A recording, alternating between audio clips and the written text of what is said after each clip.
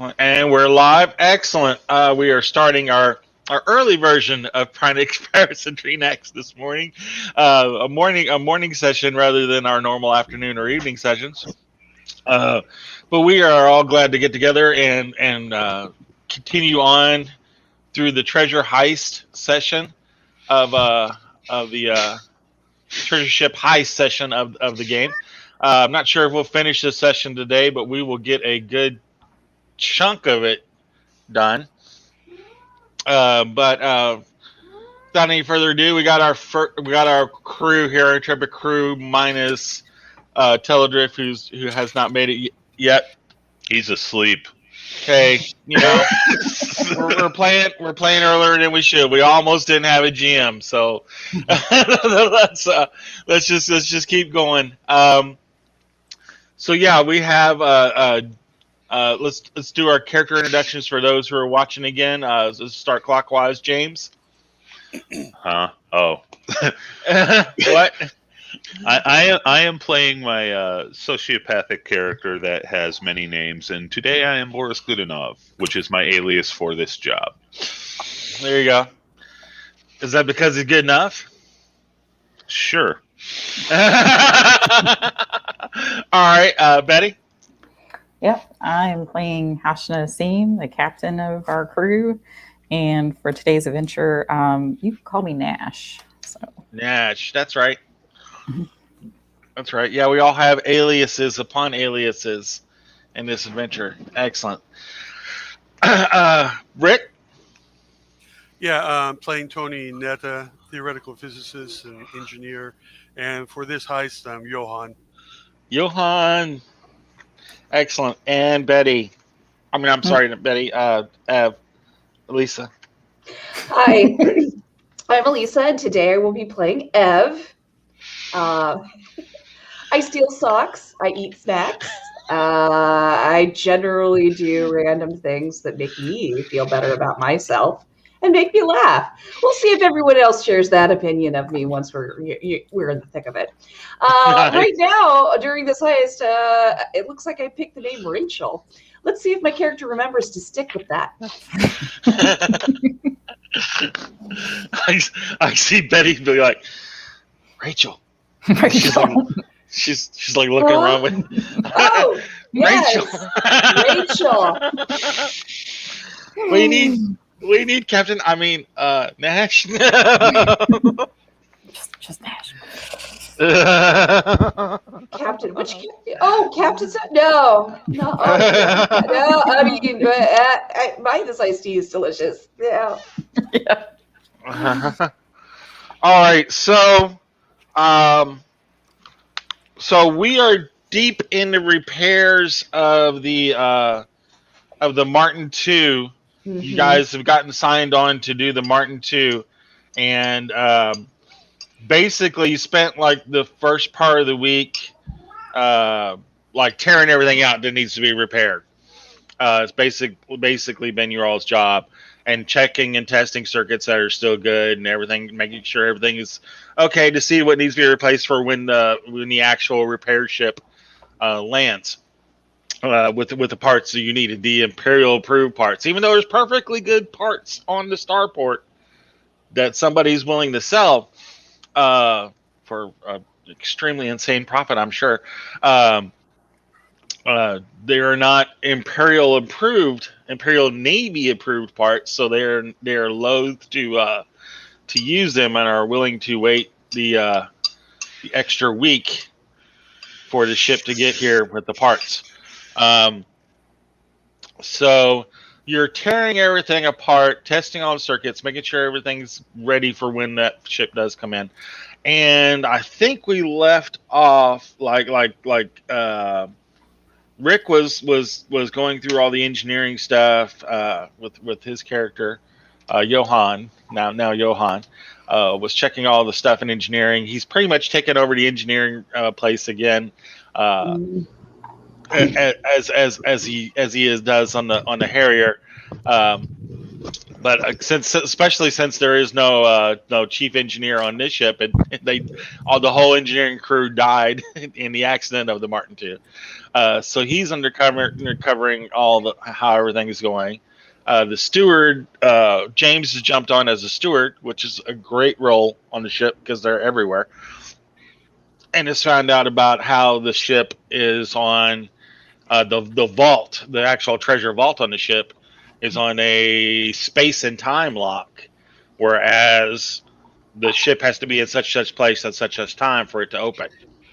Nothing else will get this open. Like even the captain does not have the combination to open this the vault. Nothing safe. else will legally get this safe open. Exactly.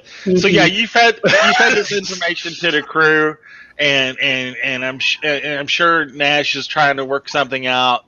I'm not Nash trying to work something out, trying to figure out how to get this vault opened up with the help of Tony Netta's character with playing Johan. Because again, they know it gathers astrogation data and then time data as well. Nash being the genius jump theoreticist that he is probably fast and furiously working on some way to get this done. Meanwhile, where we left off is like we were doing the stripping of the circuit boards and testing the circuit boards on the bridge, and Ev found a mysterious black box tucked in the very back of the circuit cabinet that's kind of like underneath the navigation desk, the navigation station. So yeah, you found like a very small little black box, like 1.5 by 1.5 inches, all the way in the back of like the rack of circuit boards. Like you would have had to take out at least 3 circuit boards to get this back in there where it's supposed to be. And it had a line that go into the black box that basically just fed navigation data to it. And I believe where we left off, I didn't Boris do something to make it look like it's plugged in, but it's not plugged in? Is that correct? Yeah, I thought the idea was that we were going to mess around with this thing and find out what the response was. Mm-hmm. It was basically left intact, but I disconnected it, or someone disconnected it. I can't remember that part. Yeah. And then we were going to see if it ever got reconnected or if anyone messed on it, because I was looking for some data as to whether or not someone on the ship did this or someone outside the ship was tracking and looking around for it. It's not, in my mind, I'm sure the Navy tracks their ships in many, many ways. Maybe this is just one of the ways. But if this is an outside factor, that isn't the Navy, I'd like to know. Yeah. There are a couple other players involved here in the ship. I mean, it's even it's been heavily rumored that the ship didn't suffer a jump explosion accident, that it was sabotage. And you do know that Harol Irontooth is out there. I believe we uncovered that he's in the XA system, just waiting for the ship to come by to launch his raid. Right. So it might be connected to that outfit, or who knows? And messing up their plans is perfectly okay by me. Yeah, as long as we get an edge on it, absolutely. Mm-hmm. So I believe that's what you did, isn't it? Wasn't that right, Boris? You like unplugged it, but pulled like some of the wires out. No, I was mopping nearby, and I whispered them the idea, and I let the 2 techs under the board actually do it, because the steward shouldn't have his head in the circuits. That's right. That's right. And I believe OSHA. OSHA's gonna cite us on it. I'm just saying. Not that OSHA. Safety. Not that OSHA, but a completely different OSHA. Asked the actual chief navigator on the ship, OSHA, came by to see what was going on. Who comes from the planet Dolberg, which is just isn't that like one of the people on Futurama or something like that? Dolberg. I'm wanting to see. Maybe. See it's like, it sounds like one of them. I do need to catch my captain up on that particular race because I rolled well and I recognized what this person was. So yeah, we'll do that in just a second because if I remember right, like she was coming to check out, see what's going on, and Hashna faked an injury. I think. yes, and distinctively would not touch Hashna without some sort of barrier. Exactly. Yeah. So yeah, she takes you down to the first aid station. There's basically like a trained personnel from Arunas here taking care of you. There's no Navy doc. The Navy doc also died in the accident. So that's another person that they're needing to fill, is like at least have some sort of medic on board. So he's training you and making sure you're okay. And, he basically got a bad bump. You almost thought it was a sprain. But you thought you broke your arm. I believe that's what you did. You acted like your arm was hurt. No, I hit my head. You hit your head. That's right. Yep. So he's checking you over, and he's like, checking for concussions or anything like that. And you're fine. You just got a nasty bruise. Just take it easy, and that kind of stuff. You're probably finishing up checks and stuff like that now. And then Ev can come by and pick you back up from first aid station, and let you guys discuss whatever you guys need to discuss. So Ev, take it away. Okay. So. Kind of a unique person that we've got on board. I'm kind of curious why we have it's Dolberg, right? Yeah, Dolbergian. Yeah. From Dolberg, a Dolbergian. They don't usually leave their planet. Oh, that's strange. And so to have one join up such an extroverted sort of like thing, if you will, a little odd. Matt, you'll have to catch me up. Is the reason she can't touch? Why? It's the wildest thing about these people. They're from a planet that's mostly water, obviously, and so they've gotten way back into prehistory. They've undergone genetic modification that made them basically Atlanteans. They got gills. They've got gills and bluish skin and webbed fingers and stuff like that. Basically, because of that genetic modification, they want to make sure that they stay pure and they're not tainted by any outside contact. Yeah, ultra isolationist. Yeah. Now, this is a race that's basically governed by intelligent psionic whales. It's basically they get their marching orders from intelligent psionic whales way down deep in the ocean, kind of like the ones you saw on Marduk. So the whole planet. So should I tell her how much the human cells and DNA she's picking up by just breathing in the air every day? Probably not a good idea. Yeah. Maybe she will bring the masks back. Who knows? She will bring the masks. So basically, what you're saying is Rachel should stop eyeballing her socks. Exactly. I would never touch that person's socks. They didn't do anything to deserve it. They did not. They did not make me mad, nor. No, it's the other officer that's mad at Lisa for sleeping with her boyfriend. Her man. Oh yeah, the one that's giving y'all the stink eye. Yeah. Allegedly, yes. Yes. She could have him.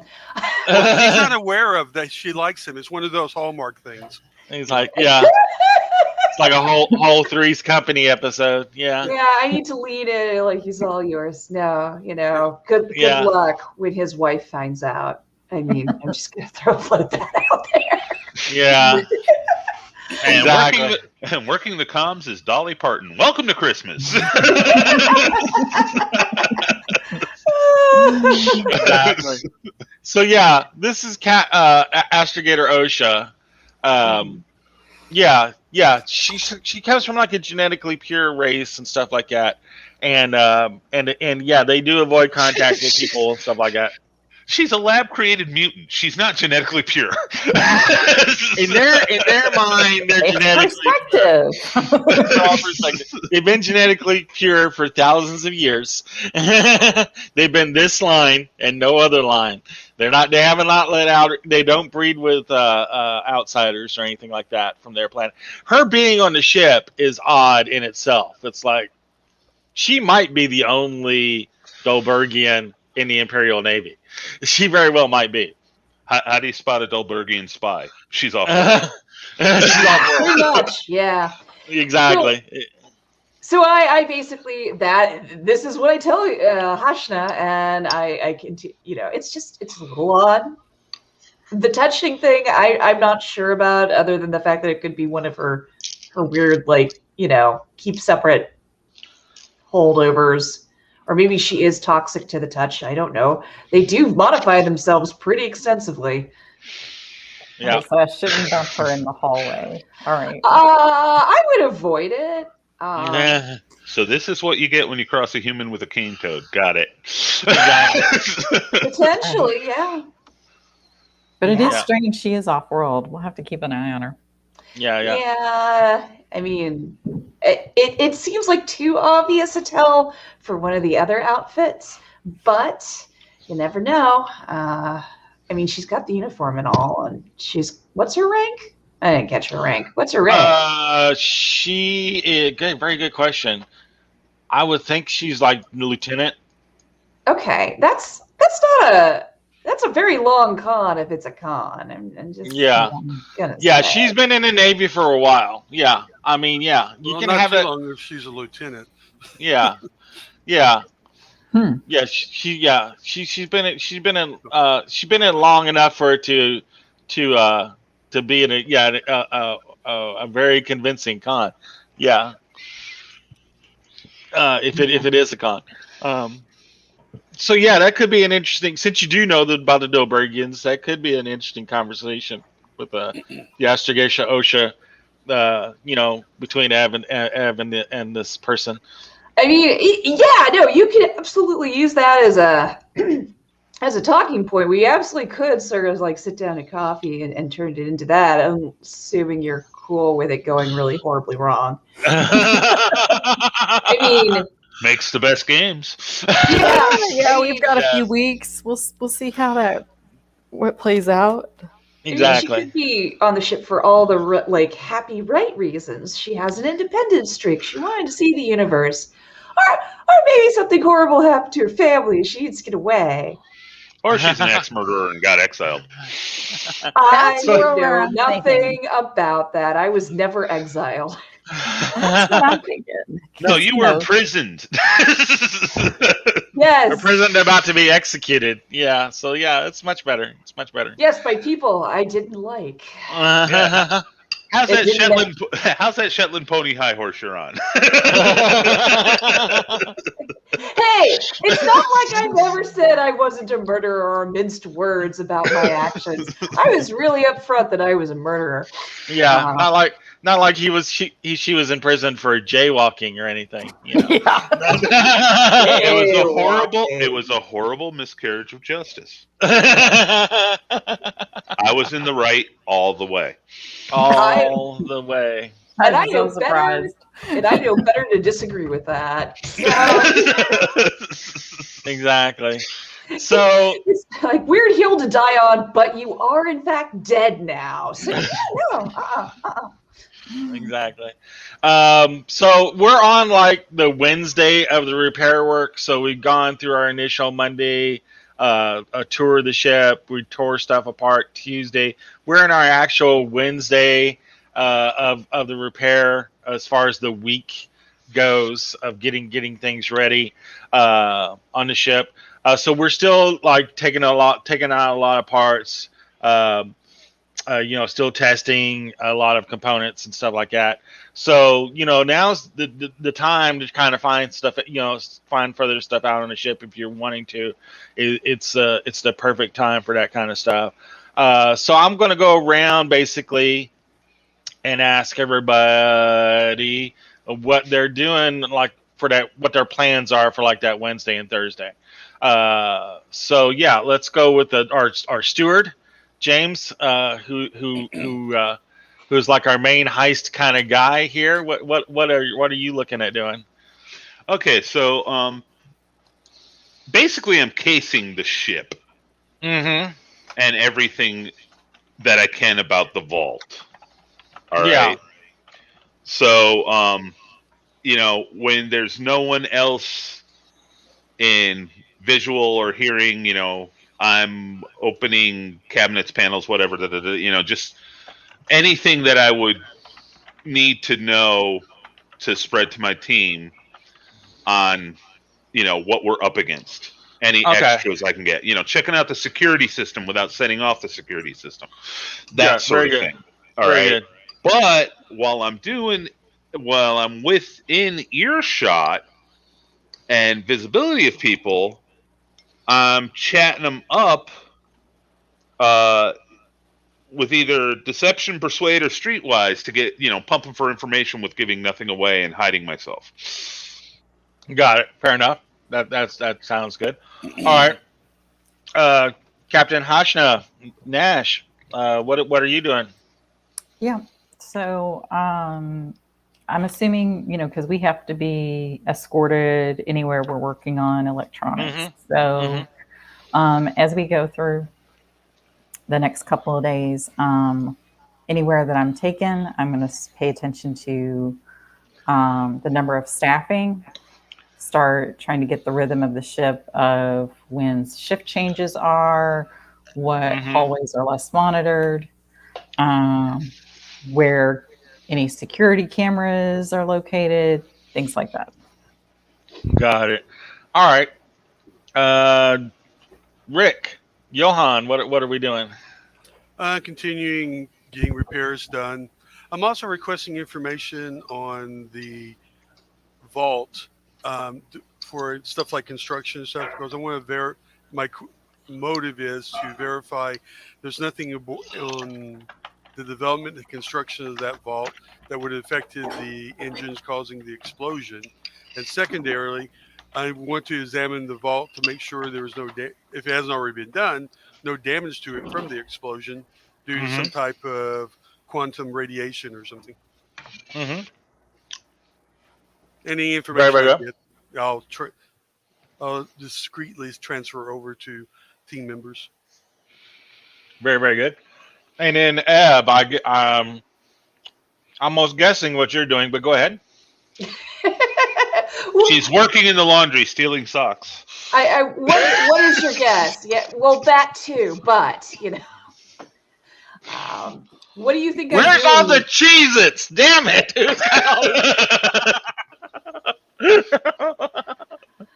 I don't know how that happened. It wasn't me.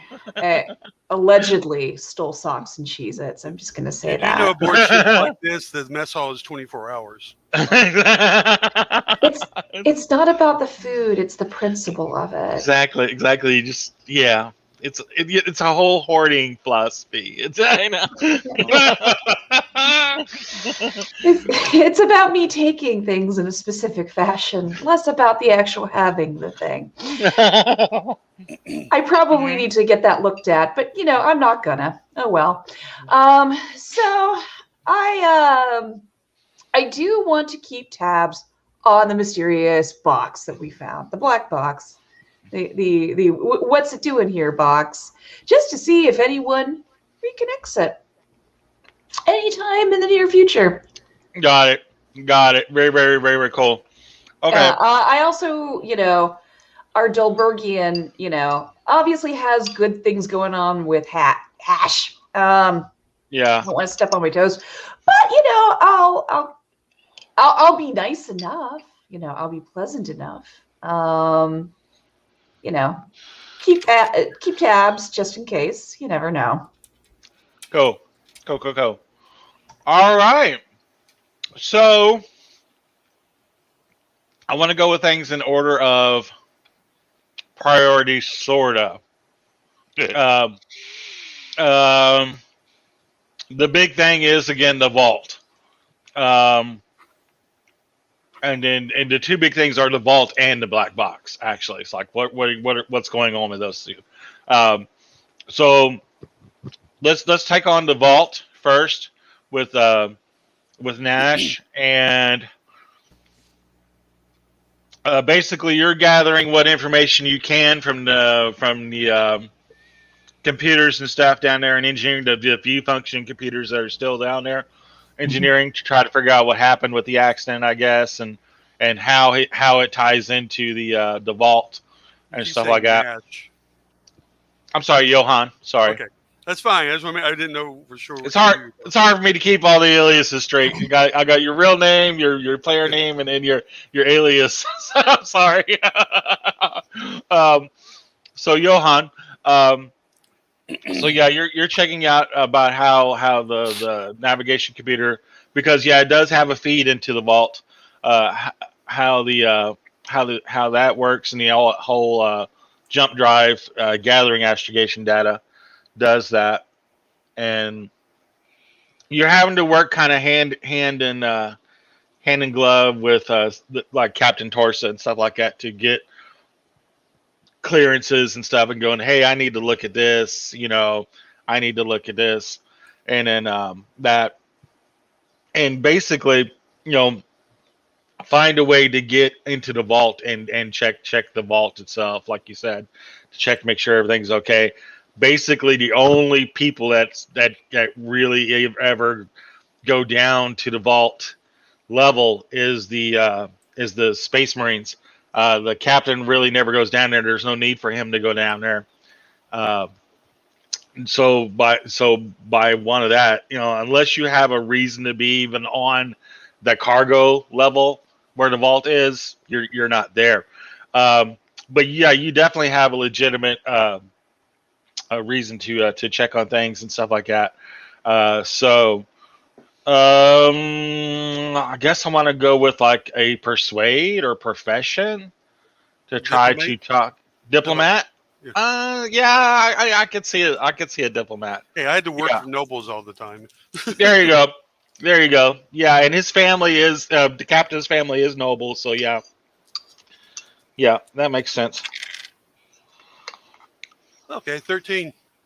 Oh wow, really good. So yeah, I mean you got legit reasons, but let's go ahead and role play this out. So yeah, Sure. you're talking with the Captain Torsa and stuff like that. So how's this going? Well, Captain, sir, basically going over. Well, first of all, repairs are going along fine. We should be up and running on schedule. I don't see any issues there. The Excellent. other technicians and engineers and operators, they all seem to be doing their job and functioning very well. What I was wanting to do was examine various parts of the ship, including the vault area. I haven't seen any evidence that anybody's been checking for other structural flaws or anything that may have actually caused this explosion. Yeah. Basically, I just need to be able to go into certain areas, and of course, I can do that with the Space Marines there at the time. And it's not like I'm going to be doing anything. I just need to take a couple of scanners and go to different parts of the ship, including the vault, and just do some readings and everything. Make sure I'm not getting anything strange on the subatomic level. I wanted to make sure that the fractal arrays were still in line. As some fine sci-fi gobbledygook, sir. I award you for that. So yeah, I mean that makes sense. Checking for stress fractures and stuff like that, and anything that could be going wrong with the vault, because it's the reason the whole ship is here.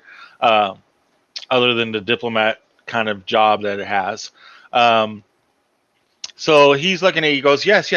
This all makes sense. He goes, I can send you down there with 2 of the Marines and First Officer Jagged.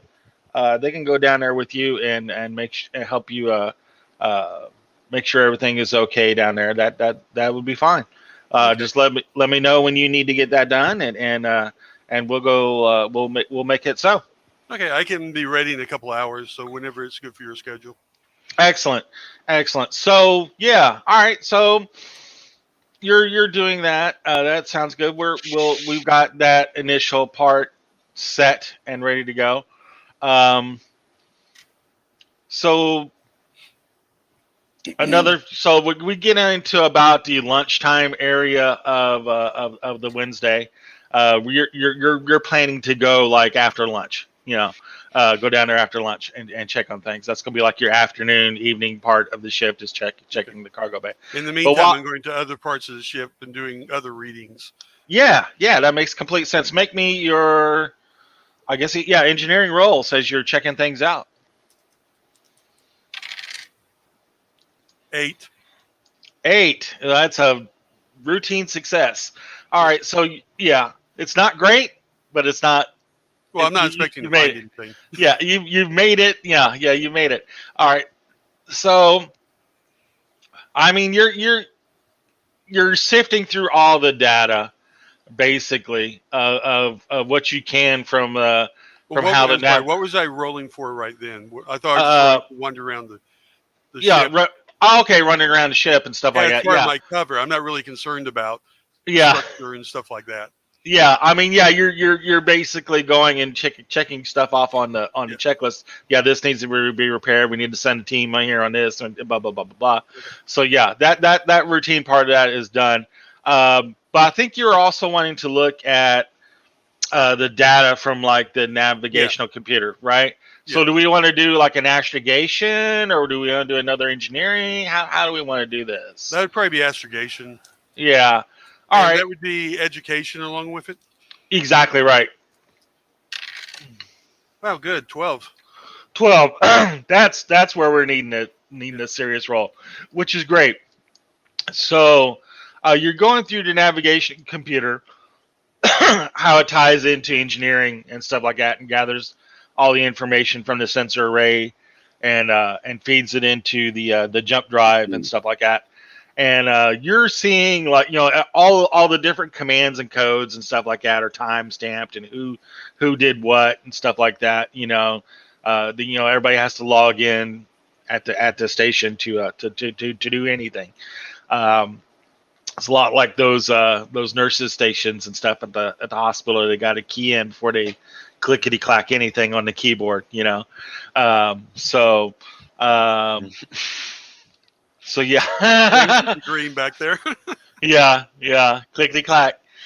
So yeah, they you're going through and you're finding some very interesting information about what kind of led up to the explosion.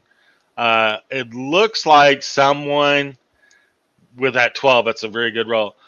Someone was feeding like a very slight subroutine into the navigational information right before the jump. I mean, like minutes before the jump, that was going to make it slightly misjump. But then something happened, and there's a string of commands into it, like right at the end of this, that it basically turns it into gobbledygook.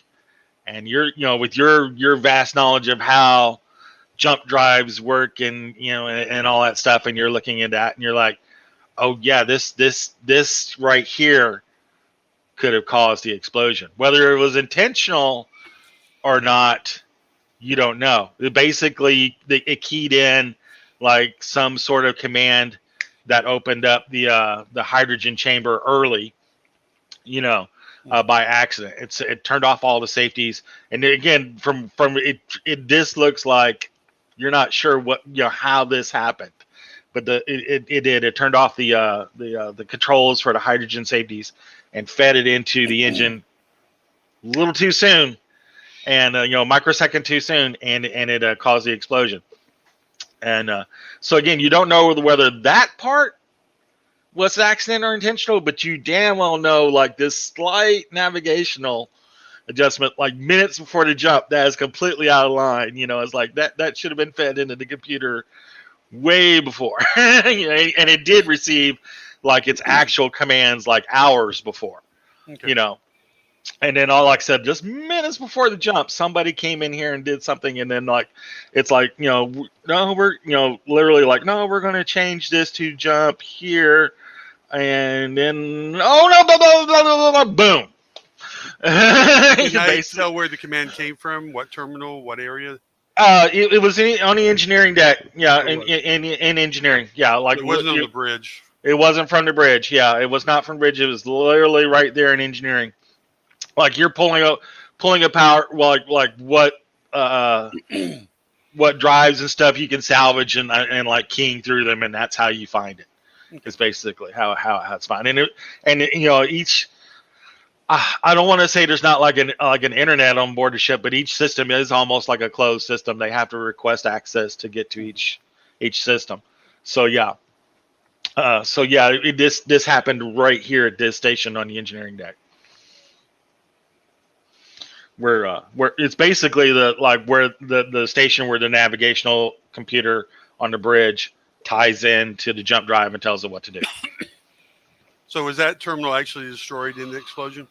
For want of a better word, yeah. I mean, there was enough of it for you to salvage to pull that together, like on the hard drive.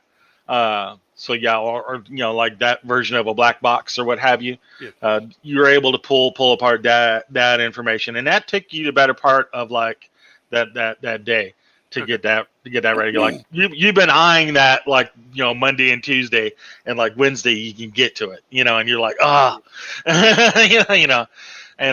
you found out that information. So that is a vital part of what's happened on the ship. So excellent job. Good. So let's move to the other priority on the ship. I'm not sure. Do you talk to the rest of the crew immediately about that, or do you wait to? I try to do it as carefully as possible. Got it. Especially getting the information to the captain and to Boris. Yeah, seeing as how you're going to be doing the vault inspection in the afternoon. Do you tell them, like, try to find some way to tell them that over lunch or something like that? Like right before we do that? That sounds right. That sounds good. Okay. So before that lunch happens, we'll kind of go through what everybody else is doing that day. Especially Ev. So Ev, like you're you're basically like the nighttime astrogator. Mm-hmm. So during the day, but since you're on the planet, there is no night and day shift. We're all like pitching in and getting stuff done on the bridge. So you're kind of working hand in hand with the astrogator OSHA as far as again checking parts and stuff like that. Again, did you want to strike up any sort of conversation with her, or are we just watching her, or what are we doing?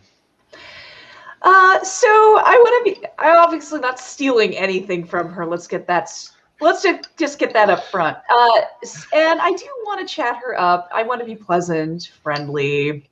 Obviously, that seems to be short supply on this ship. So yeah, I will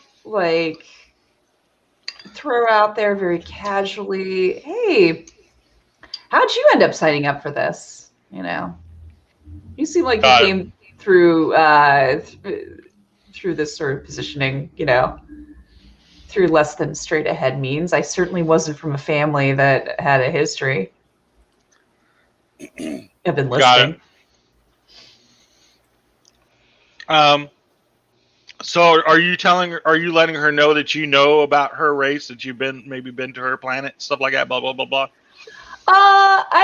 I think it's safe to disclose that once upon a time I had a job basically as a courier. Yes, I went to a lot of places. I was like, it has been an age and a half since I visited Dolberg. Mm-hmm. Mm-hmm. How are things there? That sounds nice and neutral. Let's see what happens.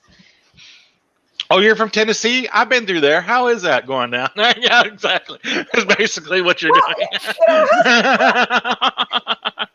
How's that giant 20-year-old traffic snarl? How is that gaping cesspit? And how are the random sinkholes that are killing men, women, and children? Last time I was there, is that still happening? Is that good stuff happening? That is just rumors of death. No one has been to the bottom of the sinkhole to see what happened to them. They could have found the Candyland. They're missing. You're absolutely right. They're still missing because you don't have to list it as a death if they're still missing. Yeah, so sorry. Yeah. Jeremiah Johnson. Never died. Exactly. Always, I love that meme of him just kind of. That's the best meme. So yeah, she you make your our chat up roll. It's not carouse. Chat up roll. Yeah. It's I guess persuade. I'm looking at persuade. Okay. I have a little bit of persuade, not a lot, but a little. Uh-huh. So that is an 8. That's routine. So yeah, it's morning small talk, getting to know you, blah blah blah blah blah. That's very apropos. So yeah, she her eyebrow raises up when you mention that you've been to Dolberg and blah blah blah, and what brings you here and all that stuff. And she opens up pretty good, shouldn't like spill her guts, but I'm not going to make an indication it's weird she's on the ship. I want to make that real clear. It's like, it's been a while since I've been to Dolberg. Yeah. She goes, honestly, it's been a long time since I've been on Dolberg myself. Mm-hmm. I have not been there in almost 10 years, I'd say. Huh? Yeah, it's been a while. I've enjoyed being in the Navy. It's a good fit for me. It's what I need to do. They've got good structure, and I like how things work out here. It's certainly in a different environment. I can say that much. Yeah. Different from any of the jobs I've ever done before. So. Yeah. Excellent. Yeah. I mean, I found that they could use somebody that has my kind of navigation skills, and I needed them. So it definitely worked out for both of us. You learned astrogation before you joined up. Oh yeah. It's kind of like how I got involved in this. She's looking. She goes, I guess it was about 8 years back. Mm-hmm. Yeah, she goes, there was a scout ship that got lost, and I was able to track it, and it was an Imperial scout ship. And I was able to track it and get it back on course, help it get it back on course. And the Navy, the scouts talked to the Navy, and the Navy are like, "Hey, we could use you. Can you mind joining up on the Navy?" And I think I'm the only Dolbergian that's ever applied to go to the Naval Academy, and they awarded me a full ride to the Navy Academy for doing that, and I'm very grateful for that. Well, that worked out quite well. Yeah. How life turns out that way. Yeah. I liked it. Some of the closeness and stuff with the other people. You know how she goes. You know how things are, but if you've been to Dolberg, she goes, some of the closeness with the other people I kind of have to watch out for, but yeah, it's okay. It's a good job. Well, the clients I worked for definitely let me know, and I learned quite quickly that personal space is a little bit differently defined. Yeah. Rather than on Dolberg. Yeah, absolutely. She goes, yeah. They definitely have their rules in place, and she kind of looks to the side when she says that, like she's almost about to say more, but she just like she's not there yet. Yeah. That one step towards a line with a coworker. It's like, okay. Exactly. That's another cup of coffee conversation. Yeah. Yeah. But yeah, Ev's a thief, and she's dumb as hell sometimes, but she's not that stupid. She's gonna let slide. Okay. Yeah. So you do know that there is something about the rules of the Dobergs that didn't jive with her. Something she does something split ways. And I'll absolutely I will let it slide and go, hey, finding the right fit in this universe is sometimes a tough deal. Yeah. I totally understand that. Got to experience a lot through the courier. My stint as a courier, so I get it to a point. Yeah. I will, of course, pass this on to Hash of oh yeah, I like her. She's a rule breaker. Yeah, exactly. She either didn't like something or she screwed something up, and now, but understand that she's not going to be wannabe super touchy. Little extra space will go a long way. Keep at 6 foot social distance. Yeah. Act like you haven't bathed and you've got to be around the fancy floating jerks. Exactly. Hashna, you are muted. I can't hear your response. I was going to say, act like she smells like Stinky Pete. And you should be good.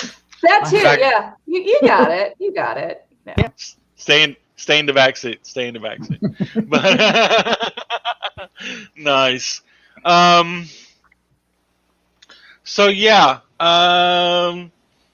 Then we'll go on to how everything else is going. I think you guys, Nash and Boris. Well, Boris stepped away from the computer for a minute, I think. Nash, what were you doing again? Remind me. I'm sorry. Oh, you're good. So yeah, I was looking for. I was watching the patterns of the ship and the flow. So as I was working on electronics throughout the ship, I was scouting for security cameras and devices, and just kind of getting the general rhythm of when the staff is there, when they're not there, when it's later. Yeah. All right. So yeah, you are monitoring the security cameras, and there are a lot of them. And it's not like those fun kind of cameras with like the red light that lets you know that they're recording. They're just cameras. You're like, I assume they're on all the time. You are finding a few places that are blind spots on the ship. There's like a blind spot near like the launch section near the bridge where there's like a private, a small launch that detaches from the ship. Near the bridge deck. Basically, like if the captain and a couple other people wanted to go check something out, they can go straight from the bridge to like a launch vessel and go check something out. It's a shuttle, for want of a better word, but in that passageway, there's a good blind spot to where you could have conversations with people and not get recorded. Bathrooms are not recorded, which you're like, well, they should be. That's where all the best info is the bathroom. But and the galley, there are cameras like going in and out of the galley, but pretty much let people have their privacy to talk, in the galley. If they wanted to have some conversations amongst themselves. So there's no cameras that you see in the galley. Not the ones like all mounted in the corners and stuff like that. Right. So the flow of the ship, I mean, like the place is bristling with Navy and tech crew, supplied peppered with a few Space Marines in full battle dress. They don't wear their battle dress like in jump or anything like that, because there's like, nobody can attack us and jump. So it's kind of like in the Star Trek, like nobody could attack you in warp until somebody proved otherwise. but now, on the planet, when they're on the planet and under repair, they're vulnerable. They only have like the only other SDF boat out there, and a couple other jokes of SDF boats. They're in full battle dress, and there's like 2 on each deck. There's like, and they're basically doing patrols throughout each deck, and so there's like half of the Space Marines are on patrol, and the other half are basically off duty. So they're rotating like 12 hours on, 12 hours off, or that day equivalent, of how it goes. Then they're on, like, they do like a circuit. They walk around the ship on each deck and just kind of check over everything and just make sure everybody's cool. And they have no clue what the hell you guys are doing. As long as you guys look like you're doing your jobs, or like, it's, and you do watch like the crew all kind of tighten up. It's kind of like when you're driving, and even though everything's fine, you're driving and doing everything fine. Like a cruiser just kind of catches your peripheral vision. You just kind of straighten up a little bit and check your speed. Like, am I doing what I'm supposed to be doing? Yeah, I am. Okay, we're good. Keep walking, Mr. Man. I'm really good at pretending to look like I'm working, so I'm fine with that. It's my base state. I mean, I have an actual working mode, and it looks a little different. But keep walking, Mr. Man. Exactly. So yeah, there's that's going on. Anything in particular you're looking for? I mean, other than that, that's basically the routine. Yeah, no, that's most of what I was looking for. So I know we had already gathered the information that the easiest time to get through the vault is in between shifts during a shift change. Yeah. And I guess the only thing else that I would want to watch is how long does that shift change? How long does that exchange take? Is it usually done within 10 minutes? Is it done within 15? Like, what are we looking at? Yeah, you're talking, and what it is like, it's basically just like a couple minutes when they're exchanging information that they're distracted. Like the day shift reports to the night shift what happened, and the night shift, receives their instructions for the day. It's like 2-3 minutes max, not a big window at all.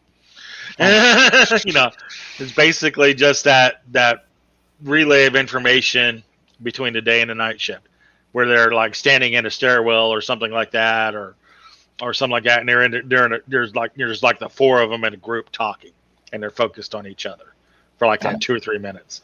Other than that, they're on patrol.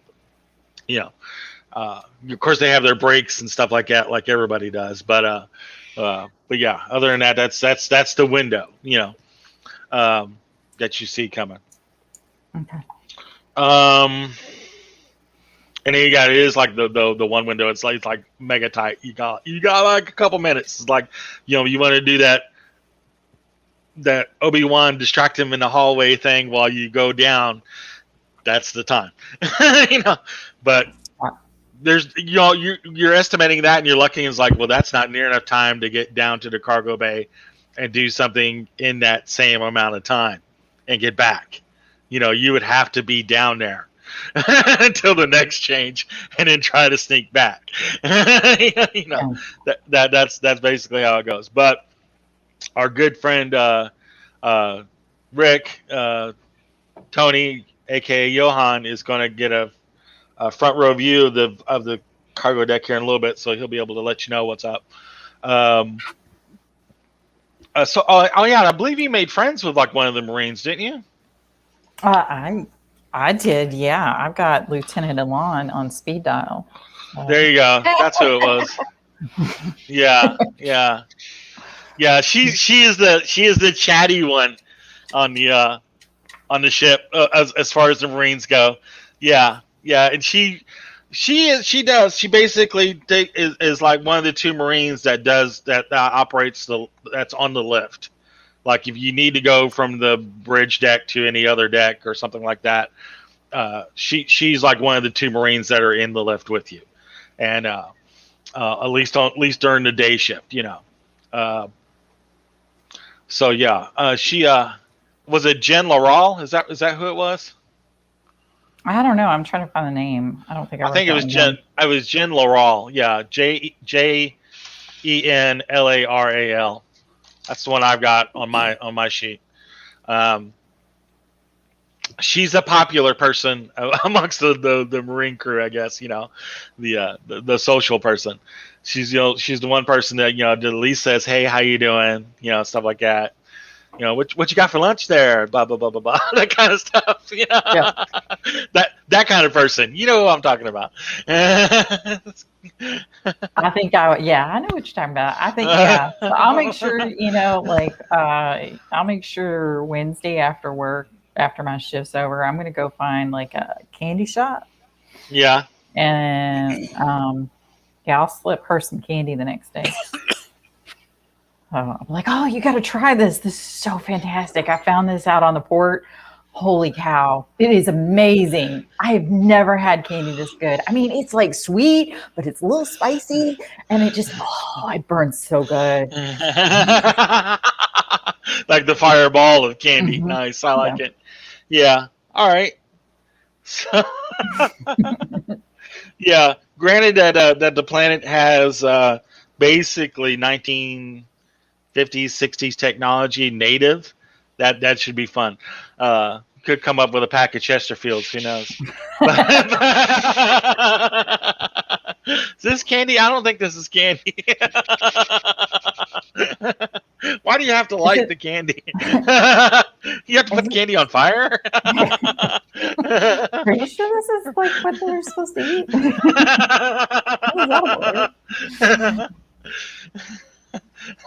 Menthol candy. I've never even heard of menthol candy. It exists. Nice. So yeah, thank you. So last but kind of sort of least, James, doing the Isaac bit on the Love Boat here. So what game are we playing today? Exactly. So you're doing your steward duties. You got your cart with handy vac and drink and food tray and all that stuff, and you're rolling around on the ship. Blah blah blah blah. Now, yeah, like you basically have free access to go where you want to, like on the bridge deck and like the crew deck, which is basically the barracks area of the ship. You have to get one of the Marines to go down with you on the engineering level of the ship, and blah blah blah blah. You're not allowed on the cargo upper and lower cargo decks because no one's there for you to service. They don't have a dirty floor? Nope. Nobody there to make it dirty.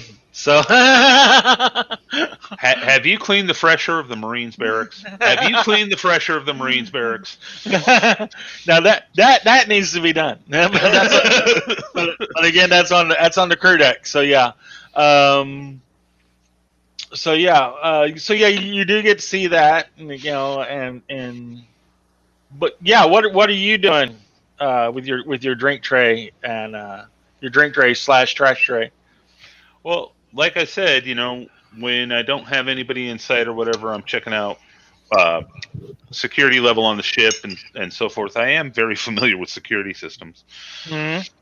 But I'm also, when I'm dealing with people, I'm deceptively pumping them for information. Okay. Crew rotation, what's this, what's that, anything I can learn about it. And of course, I'm not trying to do it all in one day. This will be stretched out over a little bit of time here. But another thing, since I do have access to the Marine barracks, if I can, I wouldn't mind finding some blackmail information. Or finding someone that's in a financial bind that maybe could use some assistance. Got it. Oh, you mean O'Leary? Eve's Larry and Ellen. Those two are actually they're gunners on the ship, so they've got absolutely fuck all to do now. Since the ship is on a dry dock, they've basically been off duty the entire time, and the few times that they actually have had to come in and check in, like they are wrecked, like completely wrecked. And they come on the ship to check in, and basically for like assembly in the morning or whatever, and basically get a dress down every day from Captain Torsa, about what a disgrace they are to the uniform, blah blah blah blah blah. Definitely not sword warders. No. They're a complete mess. I mean, the two of them, they check in long enough to be legitimate, and then they go back and try to find trouble on Arunaseer. They are hanging out at the Starport bar, exploring the finer establishments on Arunaseer itself. Catching some of the local strip clubs and places like that on Arunaseer. Just having the time of their lives. And it's basically like they know that Captain Torsa is not going to write a glowing review of them, and they might not be on this ship again after this rotation. And they're like, screw it, we're just going to live it up, and see where we end up, after this rotation on the Martin II. They basically have fallen so far they're down in the ranks that they know they can't be replaced now, but they know they're going to be soon. So they're going to be like, screw it. We're here to see the world, the universe. So let's do it. If we can't advance off the ship, we'll be thrown off the ship. Exactly. I mean, yeah, literally, they're doing almost everything they can to just short of being marooned. No one's gotten hurt, no one's gotten killed or anything like that, but they are doing everything else. It's like, they come in, for assembly and stuff like that in the morning, and wearing someone's panties on their head or something like that. But just that kind of a stuff. And Torsa's like, if you guys didn't have such good recommendations for these people, and points at you guys, to get these people on the ship, I'd have thrown you off like Monday. And just reading the riot act like only a good naval officer can. And they are just like the Mutt and Jeff of the crew. They it's like, good God, what are they doing today? I don't even want to know. I don't care. I got things to do.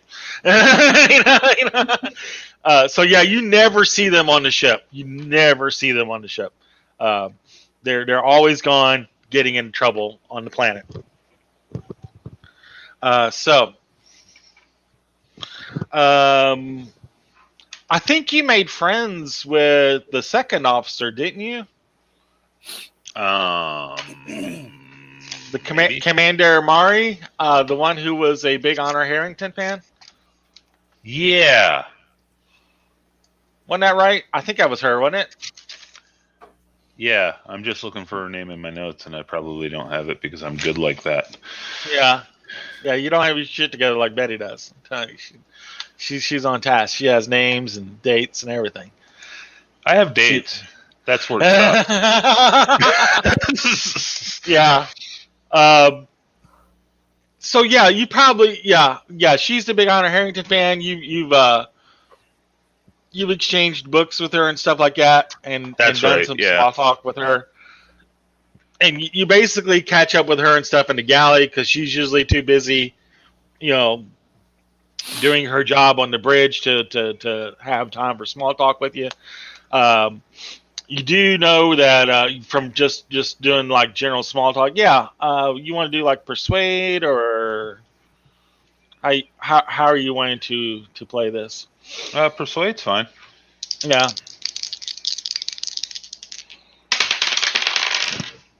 Ah. 9, 10, 11. Do I modify with anything? Social. 10. 10 will do. So you're bringing her. You're finding out what her favorite beverages are and stuff like that, and which she likes her sandwiches slightly toasted, not real dark toasted, slightly toasted, and stuff like that. She's warm bread. Got it. She's warm bread. Exactly. Just crusty enough on the outside.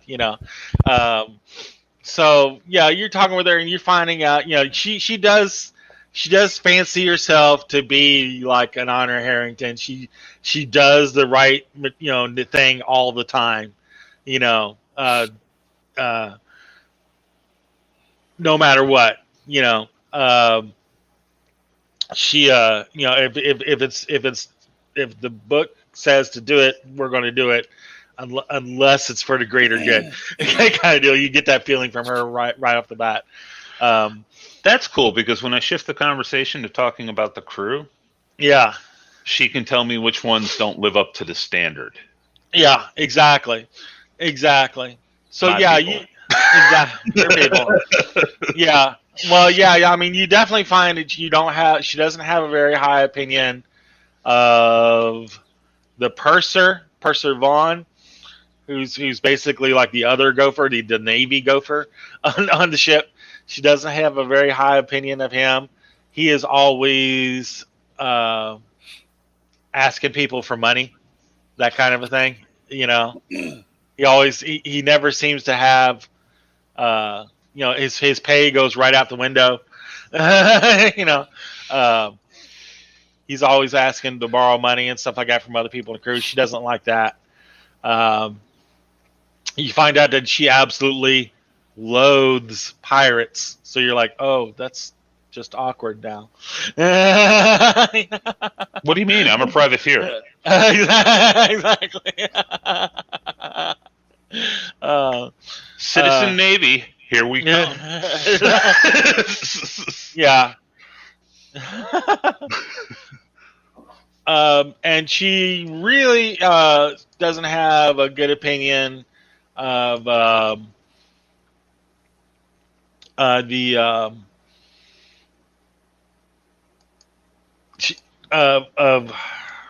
was wanting to say the Marine, the leader of the Marine troop, Salvestes. It's not that there's anything wrong with him, but she's picked up on that tick that he has too, and it's like, what is wrong with this guy? He's like, is it?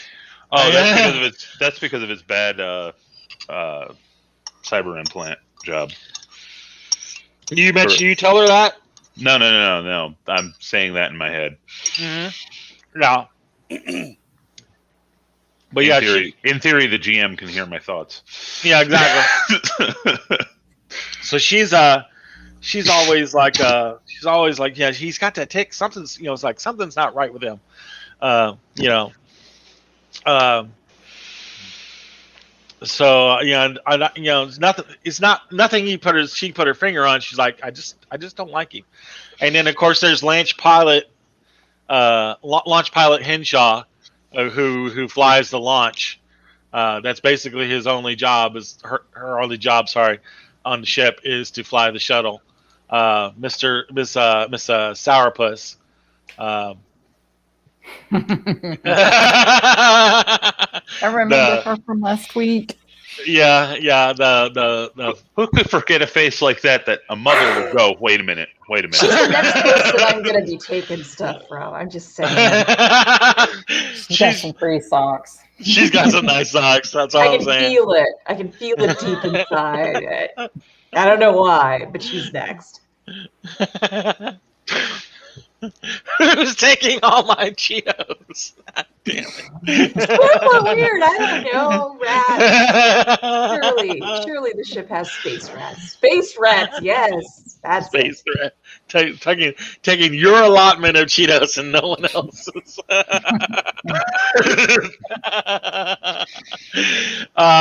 Well, clearly Yeah. you like her because she's just so gosh darn sweet and it rubs off on everything, including your snacks. Yeah, that's it. That's it. But basically, yeah, she's like he does. She does not like her at all. She's like, she does not talk to anybody. She does her job, which is check in and do the things, check on the launch and make sure that everything's good with the launch and do her required virtual, flight stuff like that every day. And there has been a few times where she's actually taken the launch out, like on a practice roll around the planet, Do I recognize her from anywhere? Do you recognize her from anywhere out of the billion people on in the universe? Trillion, yeah. No, I just have the sneaking suspicion she's dirty. Yeah. Which narrows it down to only, a few billion. Yeah. In this sector. In this sector. What would we use for that? Would that be profession or investigate? What are we doing? I think it would be actually streetwise modified by education. Yeah, let's go with that. No modifier anyway, but let's go with that. I have a 9 on the dice. You got a 9? You're not placing her anywhere. You don't know. Fair enough. Yeah. You're not.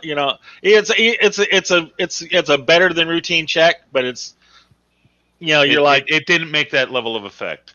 Exactly. Yeah. You're not. Yeah. But I think she's dirty. I may be wrong, but it's a gut feeling. It is a good gut feeling because she does not talk to anybody. She has time for no one. Absolutely no one. There's, usually everybody bonds with somebody on the crew. She is fuck off to everybody. Yeah. No respectable recluse is that much of a recluse. Exactly. Like, usually there's one person they confide in, and it would be you because you got all the snacks. But when Ev doesn't have one, I mean, Ev's like, see Ev down there, true that. I just know that whatever Rachel learns, I automatically know because she's like 2 steps behind me on the snack cart. That's fair. Wait, are you eating that? Were you gonna? Who's that for? Aren't they on a diet? This isn't good enough for their fancy, refined palate. Don't worry, I've got this covered. It's for the ship's cat. That's why it's called Fancy Feast. Oh, it's certainly fancy. I can tell you that. How do you think we keep those space rats down? There's been a Cheetos shortage because of the space rats. Yes. Darn those space rats. Darn them. You with Fancy Feast, you keep the finger out when you're scooping into the thing. Pinky out. Do I need to roll a deception on this one? Classy. I thought you were also supposed to use a silver spoon. Exactly. So pinky out on the silver spoon with the Fancy Feast. It's the little, and it has to be this very, very small spoon because it's a tiny can. It's a little bitty can. So, that sounds like portion control to me. That's about it. It's probably like the cavity thing too. Rachel, if the can's distended, the food is bad. Okay, it's not because they packed more. Well, it's gonna be fine. We got medical, right? No, we're covered by that. We have dental. Don't worry. Really? Yeah, we have Delta Dental. That's all we have. I think we covered this last time. Remember the part where we have where I mentioned the doc is from Arunaseer? So he's like the 1950s version of a doctor. He's smoking while he's telling you, checking on your breathing. Well, at least if he's 1950s, he does house calls. Exactly, that's true. He's got the bag. He's got the bag. and since you're living right down the hall, yeah, that's what's happening. This is the house call of all house calls. He's temporarily working on a Navy vessel, but yeah, he's like literally like smoking a cigarette while he's listening on the stethoscope to your chest. So he's like, "So how you doing? Yeah." So you're like, "Wow, I could breathe deeper if you put that cigarette out for like 5 minutes." It's good for you. It's good for you. Good for you. 9 out of 10 doctors on my planet prefer Chesterfield. He's the one. This is a paid advertisement. He is the one that recommended that candy there for you, Hashnan. Yeah, try this. This will be good. They'll like that. Yeah. Only if he pulled it out of his grandpa pocket, like Exactly. and put a little lint on. Exactly. It can only be good. The good stuff. Yeah, pulls out of his pocket and like a couple Werther's candies pop out. Yeah, exactly. Oh, you had me at Werther's playing. Couple Werther's. You're like, what are those? Little foil wrapped goodies. Some bougie candy for Drinax, you know. Exactly. Werther's. It's got to be better than that hard candy that comes in a tin, that the grandma candy. Yeah, they all stick together that you have at Christmas time. It's all ionically bonded with each other in the tin.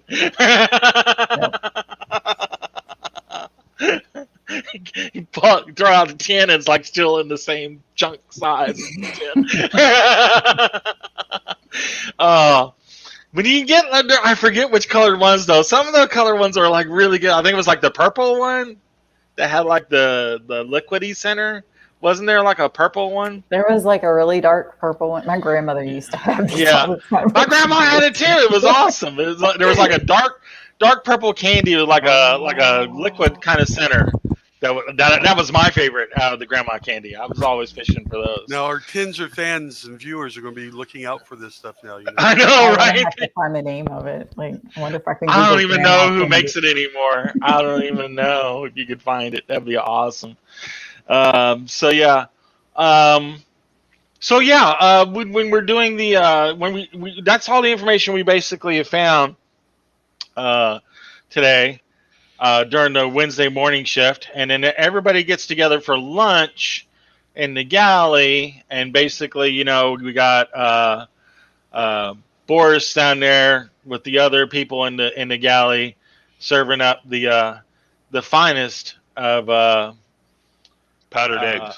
Powdered eggs, and the TV dinners, Swanson's, because it's the 50s. On a winter, they got these things in these foil trays that you heat up. It's amazing. They got like turkey and Salisbury steak. Ev's like, hey, don't knock it till you try it. Ev's like tearing it up, man. It's just going to town. Not complaining. Exactly. You had worse, right? You had worse. Le Choy chow mein in the can. Oh, yum. Nice. I don't know if anybody had a scarred childhood with that stuff. I did. Yeah, it had like the band that you separated the chow mein from the vegetables. Yeah. That was amazing. And you always wanted the crunchy noodles that came separate because that was the best. That was the best part, was the crunchy noodles. Yeah, it was the only thing that actually had flavor. Yeah. Those were the best. LaChoy. Man, I don't know. I have to go looking for that now. Oh my God, I have to go see if I can find it still. So the thing that you notice right off the bat, especially Ev and probably Nash, is when you're having lunch, OSHA's not there, and she's been there like at every meal, like up to now.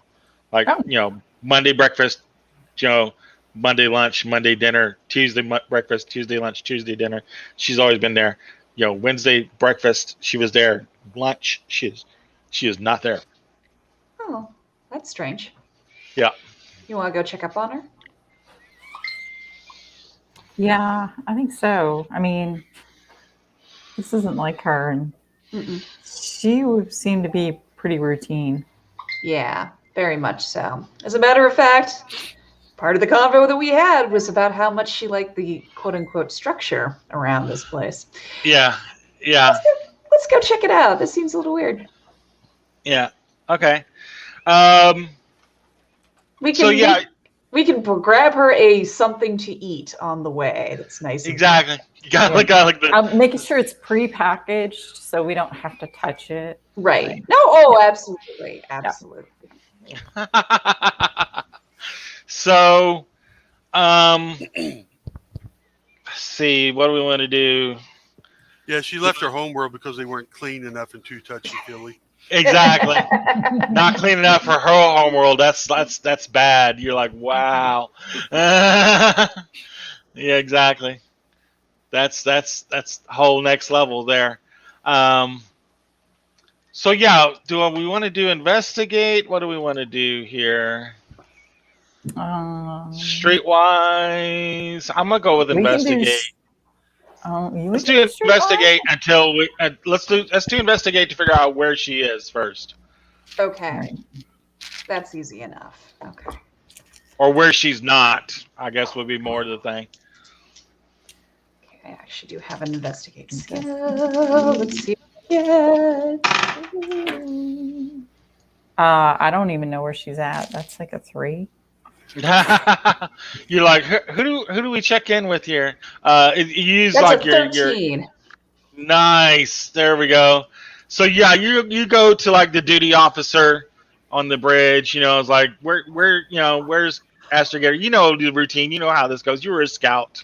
You know, it's not Navy, but you know how military protocol works. So you check in with the duty officer. You know, it's like where's Astrogator OSHA? And he's like, oh, she signed off to go on the planet to go to the starport like 20 minutes ago.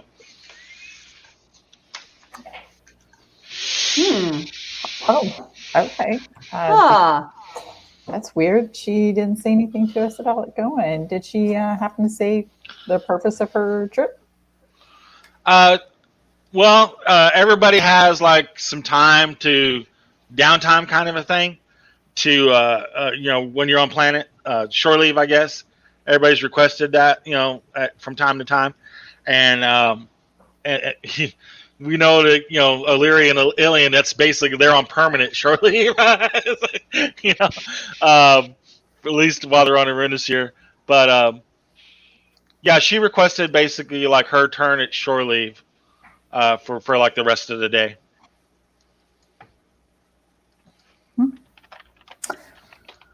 All right. Well, that works. So I take it we have things we've got to do today? I mean, if you needed to dip to go do something like back on the planet, maybe you can talk to somebody, the duty officer, and go, hey, I need to go check back some things on my ship. I don't, tell me what you need to do if you need to try to get out of the afternoon shift. It might be worth trying to find, like, she's on planet. That's what we heard, right? Yeah. She's in this. Her request on shore leave, like her destination, where they could go find her, basically is like she put down like the starport, which is like wrong. It's like way the fuck wrong for her. Yeah, like, yeah. Why the hell would she be on the starport? So She's going to her space house to report on y'all because you blew your cover. well, I'm thinking do you run this by Alacrity at all? Well, not yet. So I think like I want to go back and check our nav station that we were working on. Mm-hmm. Are you looking for something? Yeah, I'm looking to see if the anybody's tampered with our tampering. Got it. Roll me a deception to kind of because you're on the bridge again, and there's not that many people, so it's not going to be like you. It won't be a very hard roll because there's only a couple people on the bridge, and they're focused on their tasks. But yeah, make me That's just that's 12. That's 2 6s. 12. So that's super smooth. They don't even know they may not even know you're on the bridge. If you don't, unless you go and talk to them or something like that. The only persons who would know would be like the Marine people who let you up on the lift, because you're in that time, during the lunch hour where there's only like a couple people on the bridge and they're focused on their task. So you're looking under the nav station, and the black box is gone. Okay. So I'm just going to keep looking around, because my cover story is I'm looking for there's a bolt that fell out that I think maybe, when I hit my head, that maybe it fell down, and that's what I've been looking for. But anyway, yeah. So, all right. Well, I'll look around a little bit more just to make sure I've got my cover story, and then I'll head out. Yeah. Yeah, no, it's not here, guys. So I'll see if I can find it in the medic bay. Okay. All right. And they look up, they're like, huh? What? Like, you had your whole elaborate cover story, and they're like, what? Yeah. Oh. Yeah. Coffee's cold. Oh. You're like, Yeah. I had my Yes. It's you. I'll be like, Jen told me about you.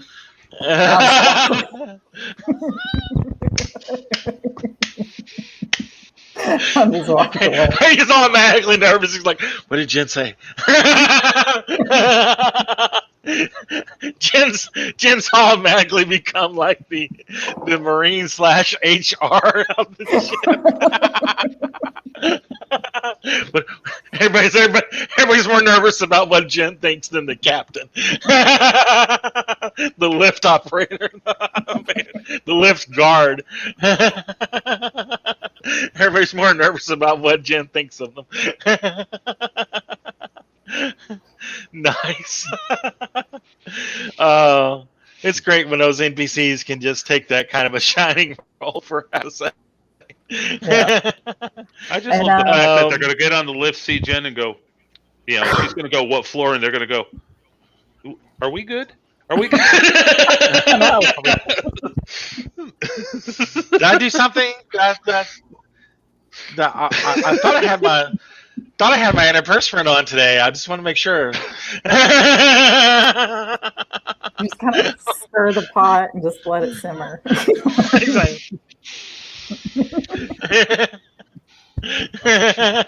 LaChoy. Let me get my little LaChoy logo out. Brought to you by LaChoy. Oh my God. Nice. Yeah, I'm going to the galley. I need Yeah. So everybody's down there in the galley. Yeah. So you telling everybody down there? Yeah. Yeah, the black box is gone. Black box is gone. Black box is gone. She's gone. Black box is gone. So who won? I'm all for going and finding her.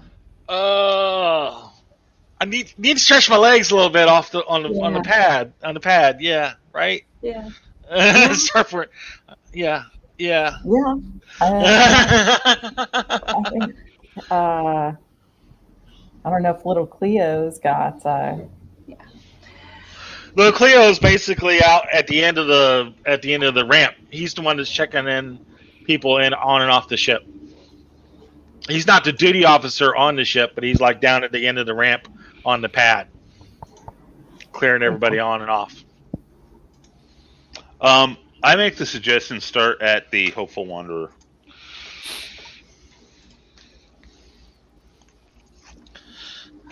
Where's Worth that? a shot?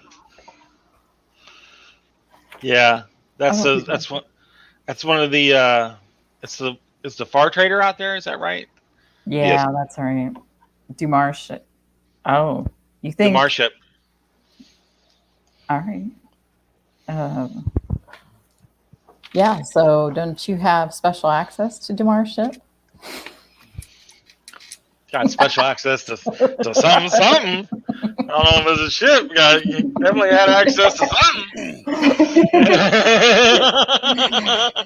You have some persuasion skills that are docking beyond us. happens at a starport every day. I don't know what you're so focused on. There's been a lot of docking going on in this station.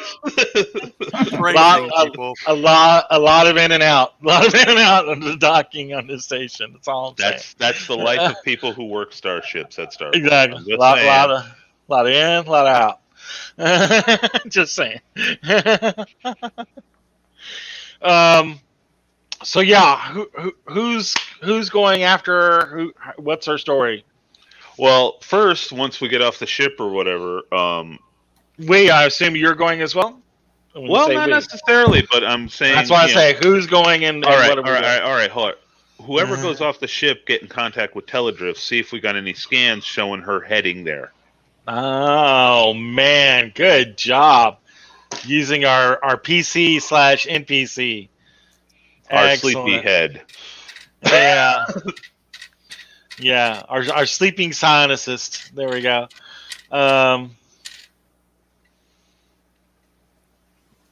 Yeah. Okay. So yeah. Once you're off the ship, like you could probably get on like your coded comms to Teledrift on the Harrier and use it like use like the background starship chatter to kind of have that conversation with Teledrift if you want to. But yeah, who's going? Is it going to be Betty and Ev? Because I'm definitely going. Rick's got an appointment with the cargo bay. And I really couldn't think of any reason why we'd be with the group, So. Yeah, and Boris, you're staying on the ship in case she comes back, I guess, or something. You don't know. Yeah, basically. Yeah. Okay. All right. Fair enough. So what's your all story to have the afternoon off, Hashna and Ev, for the duty officer? Plus, I'm running my crew. I ate something I shouldn't. That's true. Have. That's true. I think I need to. One of the Swanson meals had the foil seal kind of ruptured a little bit. He ate one of the swollen cans. Yeah.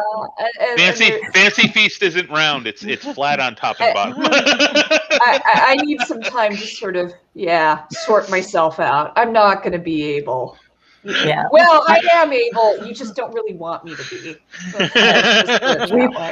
We've had this happen before. We've got some special stuff back at the ship. Not recently. Come on. He's been really great. Like it's been a while. Like it's been 2 weeks. It's been 2 weeks. Okay, the exact length of time we've been on this ship. I was good for 2 weeks. Yeah. I want credit for that. It was great. It'll just we just need to run to our ship. It's going to get ugly here if you don't let us go on there. Just to warn you. Marine Officer Jen on the lift. She's like, just go. Thank you. I'll clear it with the duty officer. She's in the elevator. She realizes she's in a very tight room with you guys. All of a sudden, the elevator lift. She's like, just go. Thank you. Thank you. I'll clear it with the duty guy. So am I going to hear at the scuttlebutt? I'm going to hear about Rachel. Rachel's eating habits finally socked her. Exactly. Yes. Allegedly. You get back. Allegedly. The next time you're on the lift, Rick and Boris, like you basically Captain, Marine lift, Marine Jen is like, yeah. By the way, if Rachel asks you for a snack, say no. Just say no. Tell her you're out. Tell her you're out. I don't know if I'll put my life at risk like that. Tell her you're fresh out. I do ask why, and then I apply Lysol to the lift. She's like for the good of the crew. Tell them no. Yeah. But yeah, I Lysol the hell out of the lift in case it's space or flu. Pull it out of your your cleaning cart, exactly. Yeah. While he's Yeah. cleaning the lift and everything, I go, "Hey, Boris, are you available in about an hour? I need some help moving some equipment around. I'm going to do some site analysis, and I need an extra hand." Oh, good job. I suppose. If you're available. What are we talking about? Do I Hmm. need to get a lift? No, I have a number of scanners I need to be carrying, and you're only using one at a time. I need someone to hold scanners and maybe do some video recording at the thermal and infrared level for protonic and croton leaks, those type of thing. You want me push buttons? Yeah, and carry Yeah. stuff. Okay, Carry yeah, I could do that. You bring your little cart.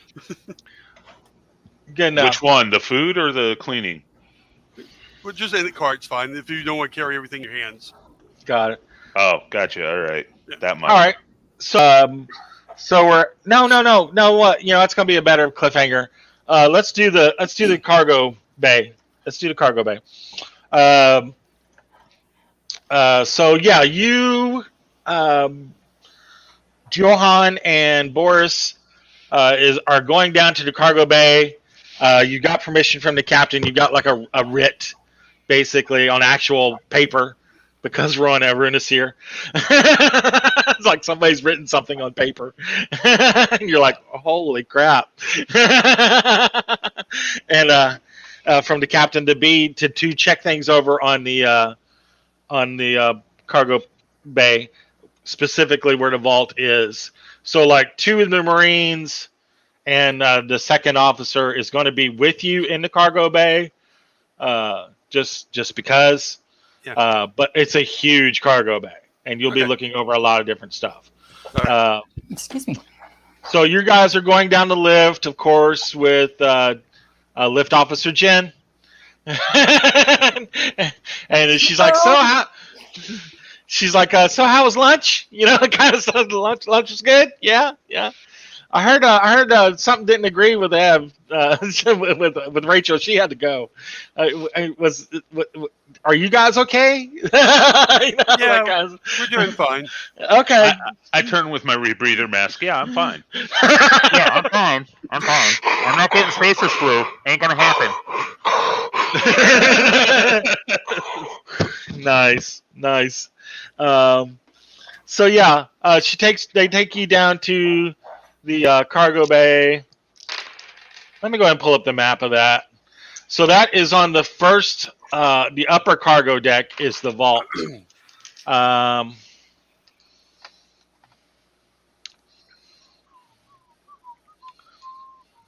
So yeah, basically they take you from like the crew deck down to the next level, which is the upper cargo deck.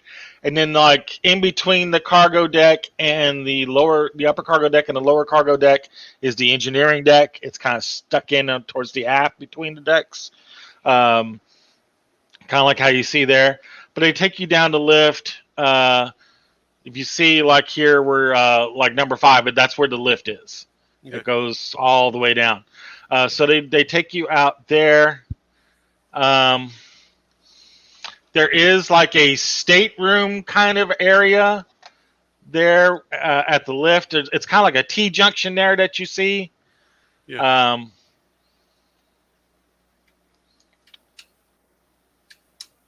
So yeah, there's like it's almost like a conference center, like a suite kind of a deal. It's very nice, very ornate in here, almost like the Harrier ship, but not nearly as nice.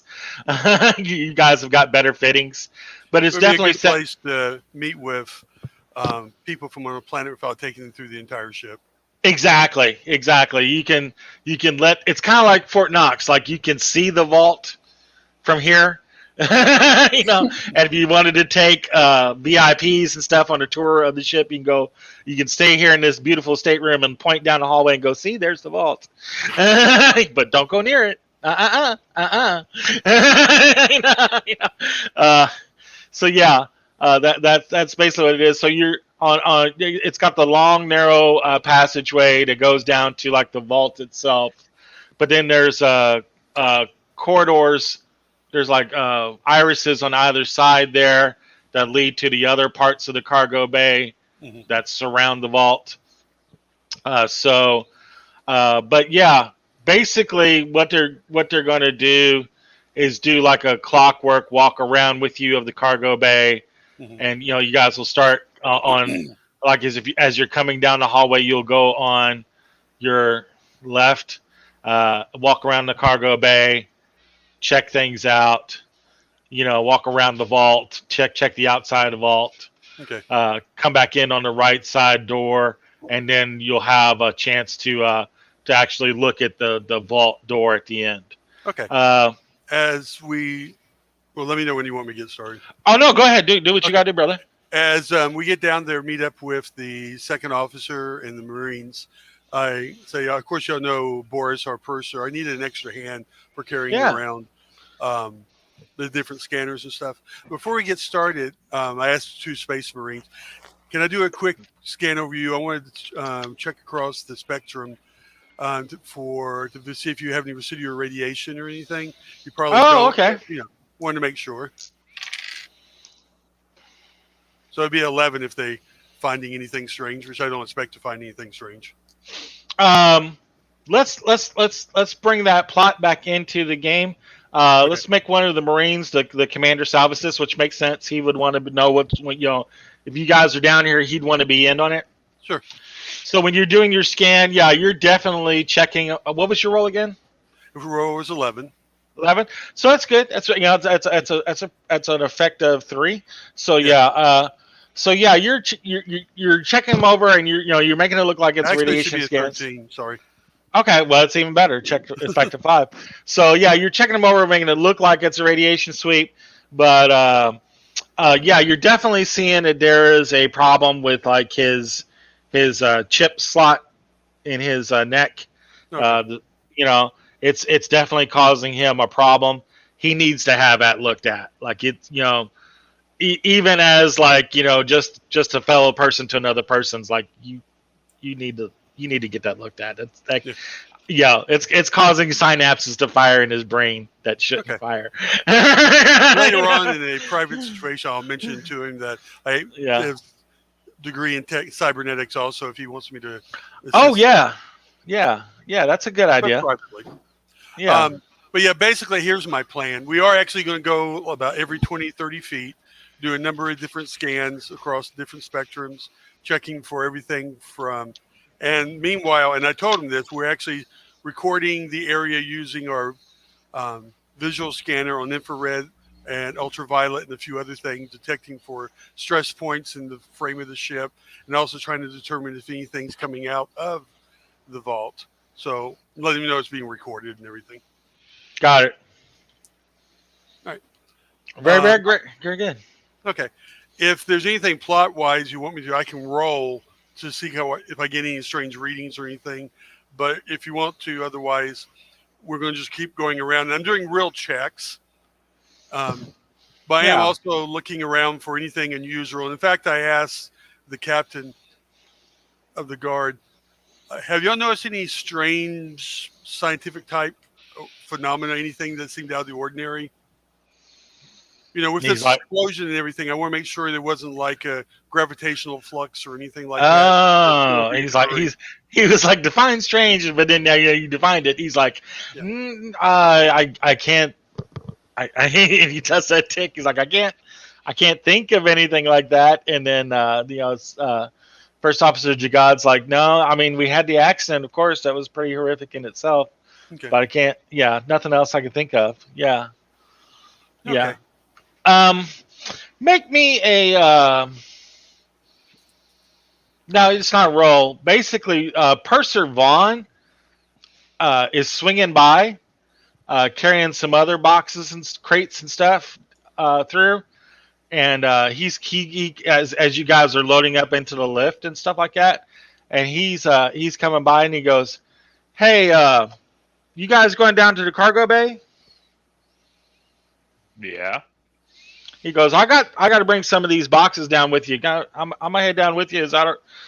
He looks at like the Marines and stuff, and he's like, "Is that all right?" He goes, "Man, you need a writ from the captain to come down." Yeah, and say, "I'm sorry. Right now, we just have permission for myself, and Yeah. Blake's here to assist me. Yeah. I mean, and it's just that awkward too. Like he's like, oh. Yeah, I'll go get that done, and he has like a couple great stuff. He goes, I'll catch you like on the return trip, and so I can't get, and it's just like a really awkward moment, like right before the lift doors close. Yeah, not at all. Yeah, exactly. So you're like, so yeah, Amateur. exactly right. It was a rush job, kind of bungled, he didn't have time to practice it. He's doing his best, but He will never be part of my crew. Exactly. You're not getting on the Harrier with that kind of professional attitude, sir. But Now, as I said, I am checking. Do you want me to roll to see if I do detect anything that Yeah. should be there? Yeah. Okay. Roll the 9.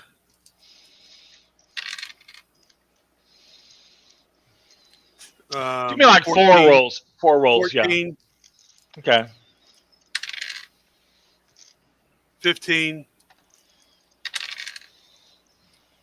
15 again. Got it. Physics and education gives me a +5, so. Oh wow, nice. So yeah, you're doing your circuit around, and like that's just like different areas that you're looking at, and you're looking at all the different cargo that's up in here. And everything's labeled, of course, what they are, so you can look at it and go. I mean, it's a pirate's wet dream in here on the vault. Even just what's outside the vault. Right. There's so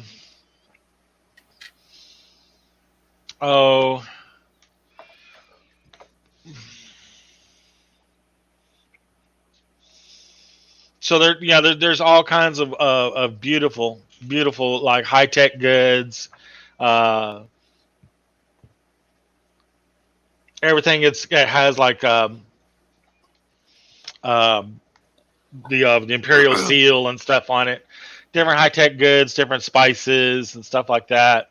Like that kind of a spice, like Dune kind of spice. Yeah. All that kind of stuff around here. Everything looks all right, except when you get to like what was like that last roll was like a 15. Was that correct? Yeah. Yeah, Actually, the last 2 of them, but yeah, go.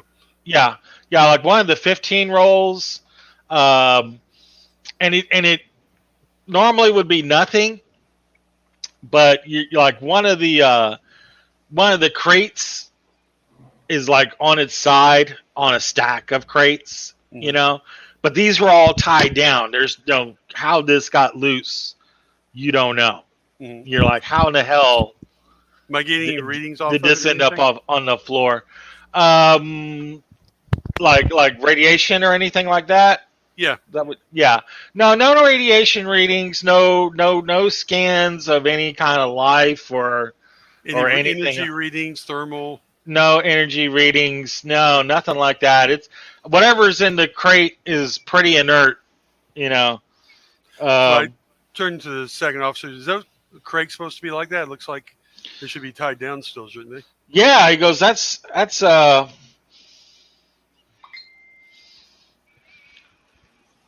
he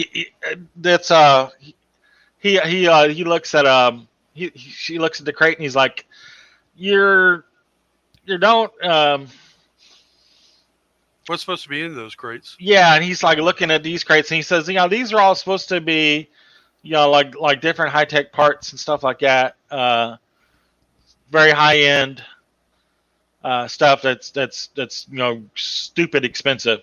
And he goes let's he's like, man, I don't know if we should bust the seal open on this to see what this You're the is. second officer. Yeah, and it's like the first time you've ever seen like Jagad kind of doubt herself. You're like, do we do this? What would Harrington do? Yeah, exactly. And then she's like, she'd open the box. Should open the box. Damn. Good job. I'm not even making you make a persuade roll. That was just the line you needed to say. So she looks at that and she goes, "Huh." A 9.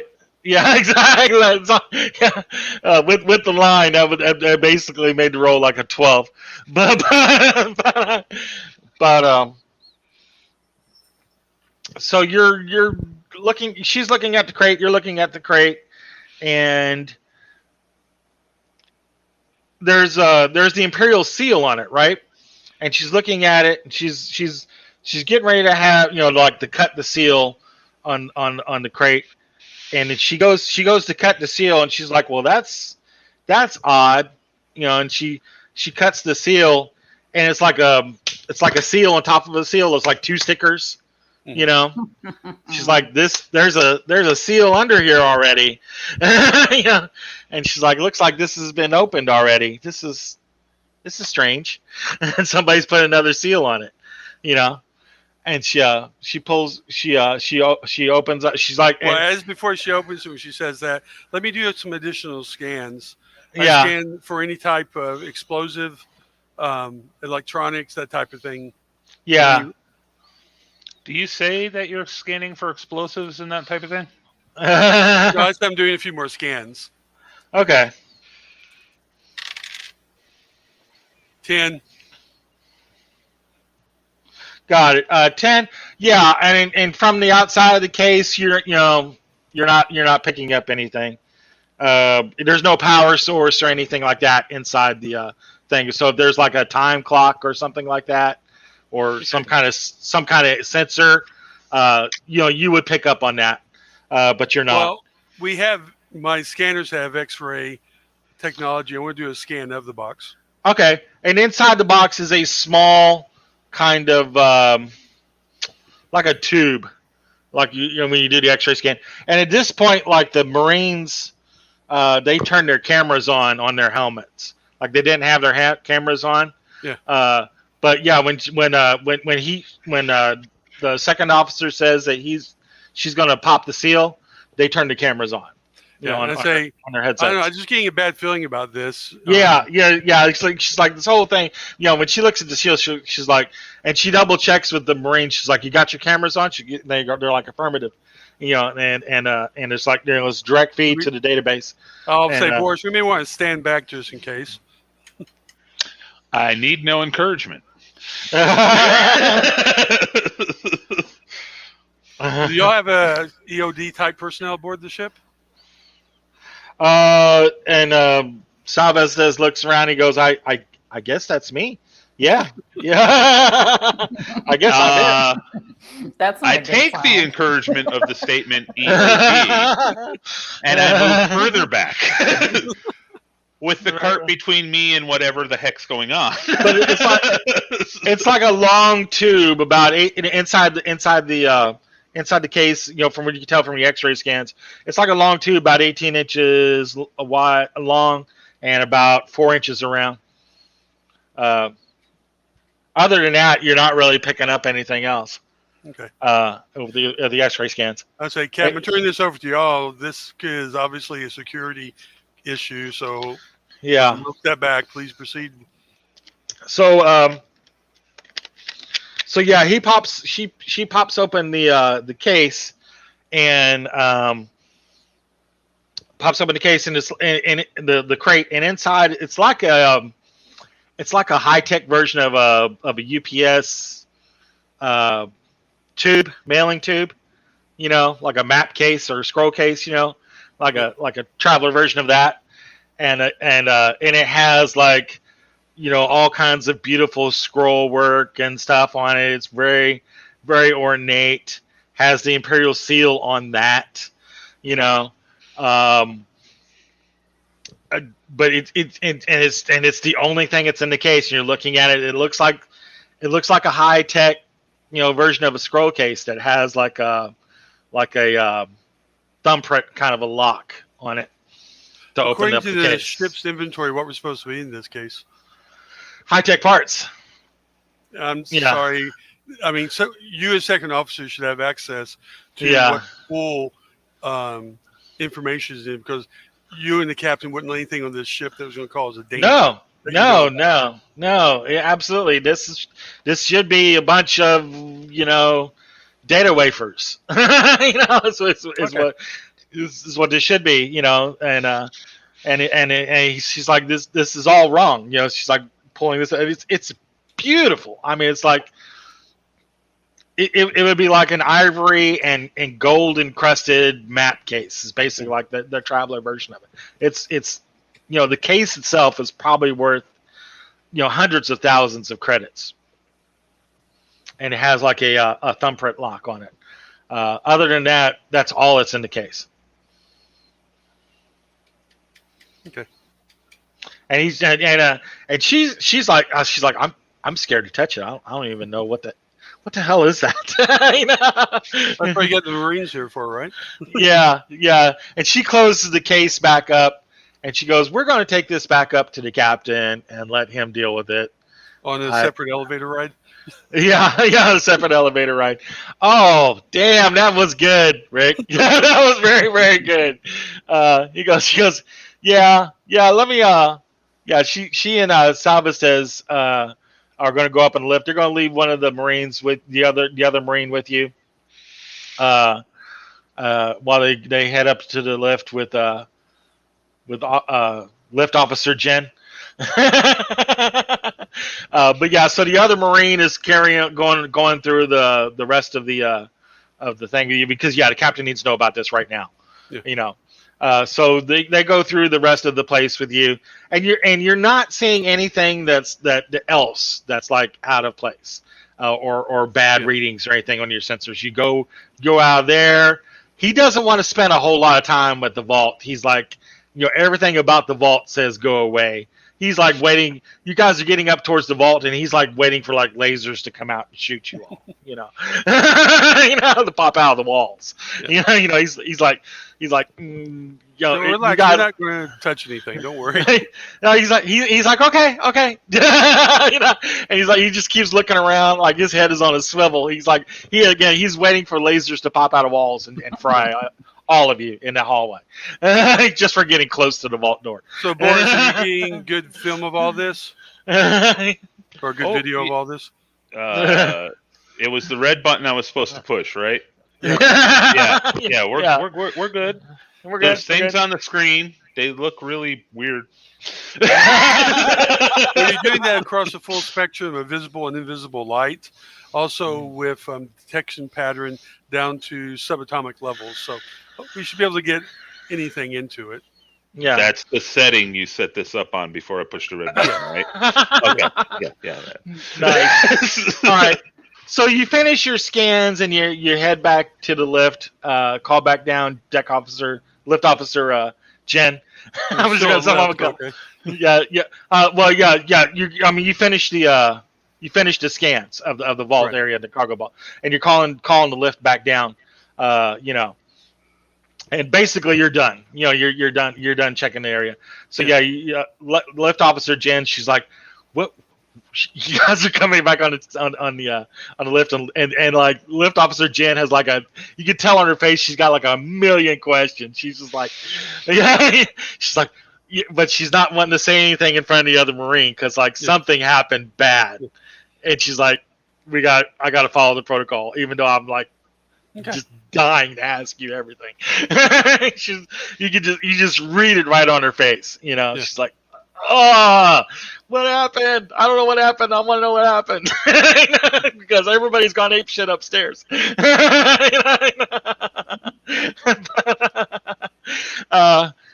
we'll segue out of that to the starport.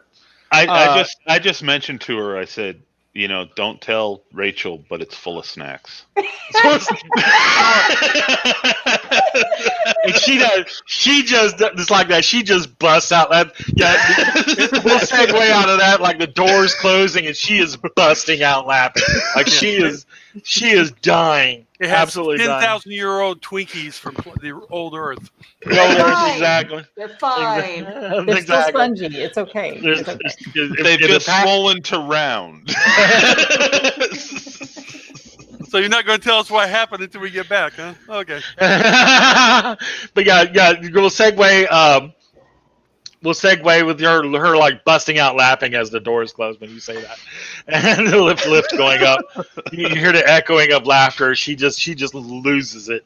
But yeah, back in the starport. I was thinking about this on our break. We can do better than comms, Nash. You've got the telepathic communication with Teledrift. Which beats any comm.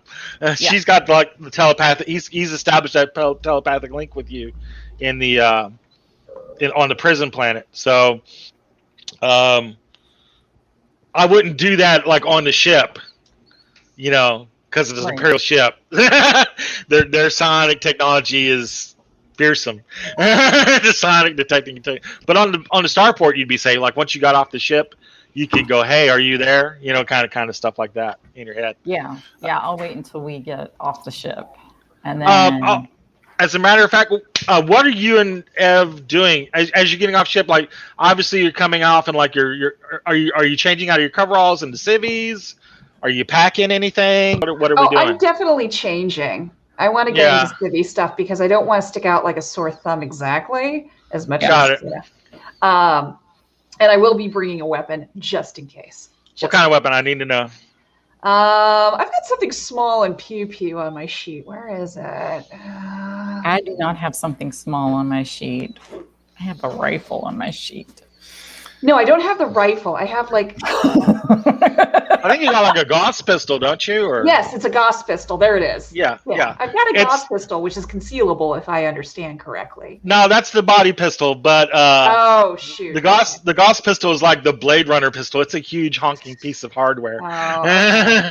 It's a pistol in that fact that it has a handle and you're supposed to hold it with one hand. You just have a very big purse. Exactly. You can throw it in a purse and it's completely fine, or a bag, or your messenger bag, or what have you. Yeah. Let's do messenger bag because I don't want to go to this thing unarmed. I'd rather err on the side of being like somewhat noticeable than not being armed at all. I'm calling BS on the messenger bag. She has a bag for life from the local grocery store, and that's what she uses for everything. So messenger bag too. It can be used for multiple things. I thought she had a shopping cart she took with her.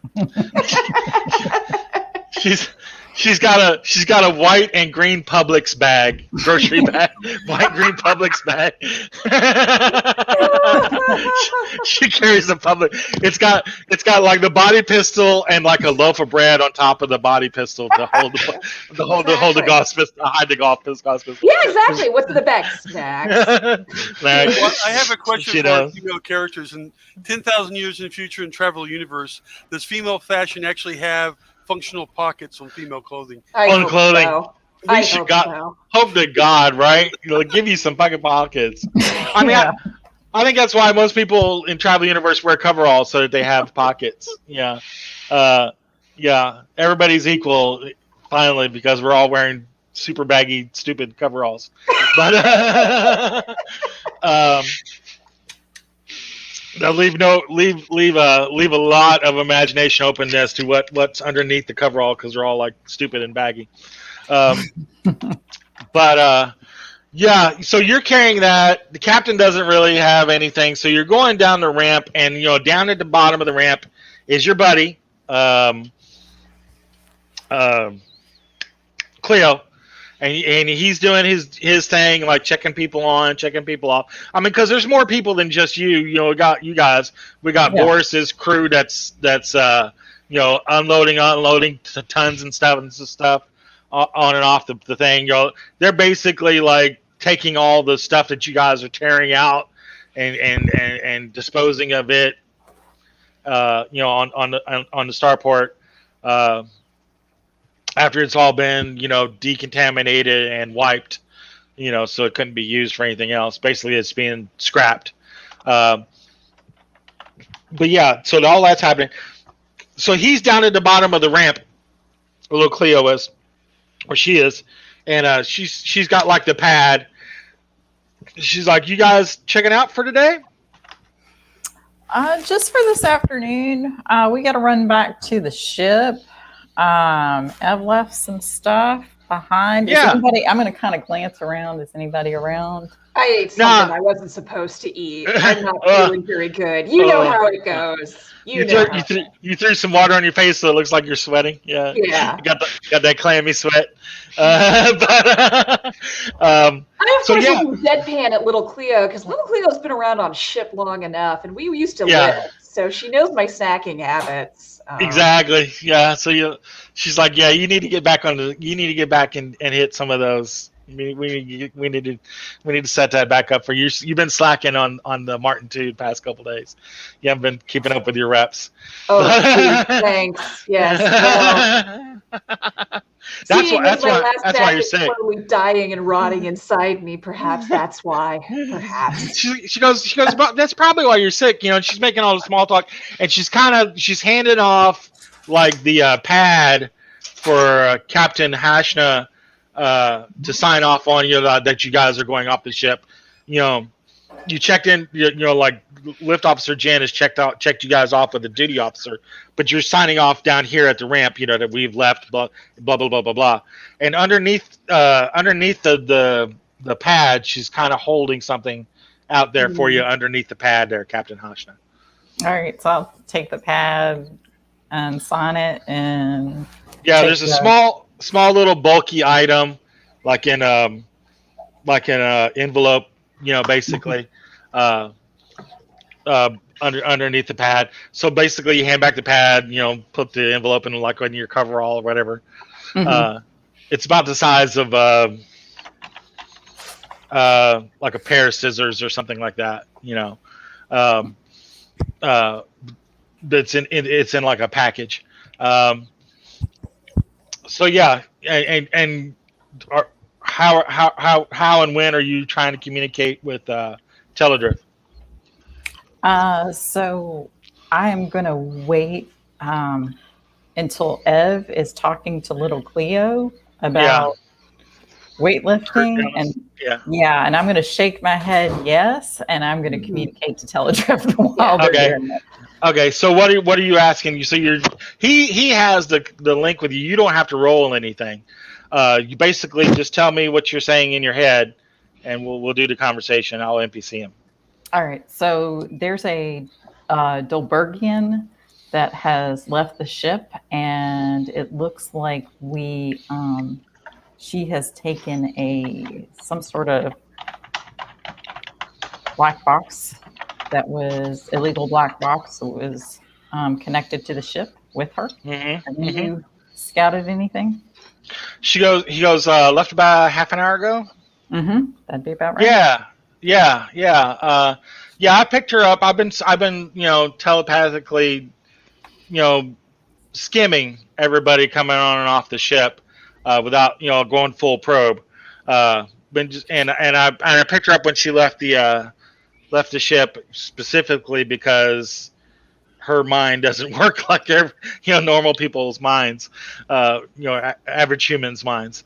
I was able to pick up on her she's got a distinctive, brainwave. He goes, I picked her up, the minute she stepped off the ship. Yeah, she's nervous as hell. Yeah, which way is she headed?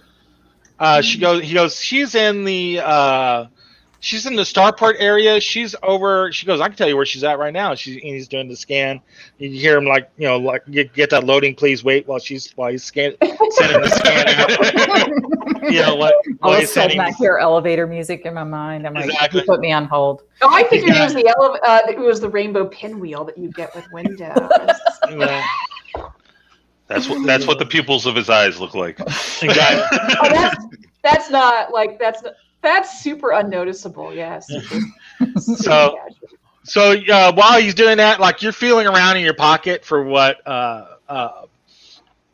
Cleo slipped you, and it is like a body pistol.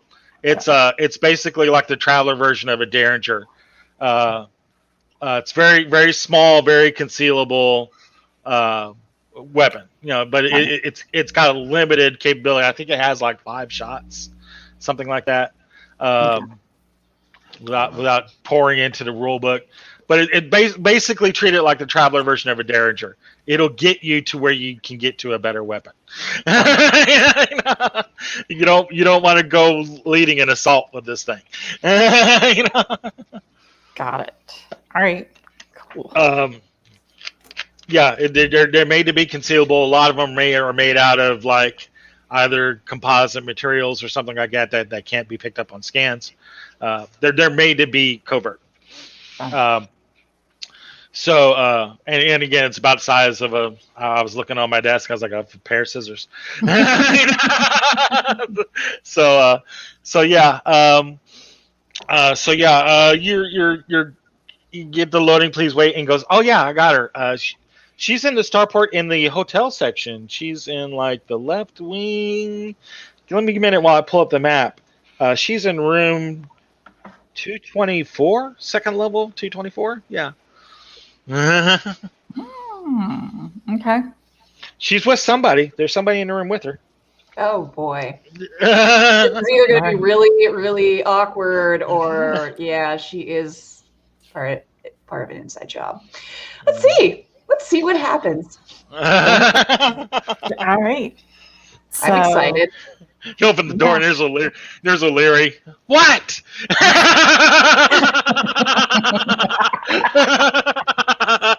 Yeah, and at that point, it's kind of like, I don't regret stealing your socks. Exactly. I was like, you rad bastard. Yeah, you're a horrible human being, and none of the things I do to you really make you feel bad. Yeah. You're trash, complete trash. It's complete. As the game takes a whole other turn. we change course completely. Exactly. O'Leary's you open the door. Open there's O'Leary, and then like an alien's coming out of the bathroom. You're like, oh, really, dude? I had respect for you. I mean, little O'Leary, I expected this from, but alien, come on, dude. Really? Yeah, really. Come on, man. Just hand over your socks. Just don't say a word. Just give me all your socks. I won't keep them. You'll just should have should have the sheets up to her like, I'm so embarrassed. But you should, Gabe. Don't worry, you can get your socks back. They're in so-and-so's drawer. You know, Grumpy Pants. Yeah, that's where they are. No, that's right. That's where his socks is. By the way, that's canon. I put his socks in her drawer. There you go. So seriously, how are we playing this? Are we going to the room? What are we doing? Is there any way to listen into the room? Can we figure out there is not going to be a convenient, like, loose, read minds through walls? Steam time. Can you get close enough and pick up on that, Captain? I cannot. I don't know. He goes, Teledrift's like, if I go in there with my mind and do more than what I'm doing now, there's a chance they'll know I'm in their head. Well, I don't think barging in is exactly the answer, although it's the answer I would like to say because that sounds fun. But it's also the stupid answer, and I'm smart enough to know that. So let me ask this: the hotel that they're at, I'm assuming that there's a restaurant or something on the first floor. There's an Applebee's, of course. All right, so we got to go to the Applebee's because the only thing that makes Ev feel better after she's got a stomach ache is eating more. Yeah, you're absolutely right. Yeah, no, I'm all for this. Don't like some riblets? Yeah. Hey, in the far future, maybe they bring back the all-you-can-eat basket of riblets. So yes, let's go. Let's do this. I am totally going to do this. Even have the Szechuan sauce again. We are truly living our best life in the future. Yeah. Exactly. I'm just making it now in the travel universe. All Applebee's, all restaurants are Applebee's. So, it's like Demolition Man. All restaurants are Taco Bell. And Travel Universe, all Starport restaurants are Applebee's. But all you have to Nice. do is make the apple orange colored, so it's different because it's sci-fi. Exactly. So make it sci-fi even. Yeah. That's how you Yeah, know you're all- getting in the future. Yeah. You know you're at a good Starport when it has an Applebee's in it. So there you go. It's kind of like a good Yeah. Well, It's an kinda like Applebee's and a free Trader Joe's, but anyway. and a free Trader Joe's. Free Trader Joe's. Exactly. Nice. So you stock up on your cheese dizzle. Nice. Okay, free Trader Joe's is going to stick in my head for a while. Free Trader Joe's. Yes. This is not free Right. Trader Beowulf, but free Trader Joe's. I'm going to put it right next to grocery outlet, Goblin Market. Exactly. Nice. So are you? What's the plan? Are you just going to Applebee's and kind of waiting around, or what's the deal? We will go to the Applebee's to give us a cover story of being in the Applebee's. And then I might have to get up and find the ladies' room and get lost. Okay. I will definitely, because I need my strength up. So Okay. I will watch from my plate of riblets whether or not there's any activity from the room or the general location in which we think they're Yeah. coming from. Yeah. See, like the Applebee's on the first level. Her hotel room is on like the second level. Okay. 224. Keep an eye out in case she passes by. Unlikely, but you never know. Got it. So you're there tearing up your riblets. Let's make this really weird. Like O'Leary and Ilian are coming by. They're going, "Hey!" Oh, that's perfect. They're like, "Hey, Hi, y'all. I was like, I didn't know you had the afternoon off. Oh, this is awesome!" And they This is medical they don't leave. even ask. Like they sit down at the table like right after Hashna left. Of course Like they don't. Of course they don't. And then they got like 2 beers. Like they're doing that. They're doing that thing where they got like the beer can on top of the beer can. They're holding both. They're drinking one and they're having the other one with them. I don't know who started that or why, but I'm like, oh my god, yeah, they're drinking the one beer can and holding the other one under it. Perfect. That's awesome. So they're drinking and they're like, oh man, you got the afternoon off. That's great. We should go around. We found this really cool zip line tour over this of the city. We should do that. Zipline, you say? That sounds amazing. Let's get really ripped and go on the zip line and see how much we can spread over the city. How about that? That sounds awesome. Let's do it. Yeah! That's awesome. Yeah. One of these though. Well, yeah, dude, you gotta load up before you shoot your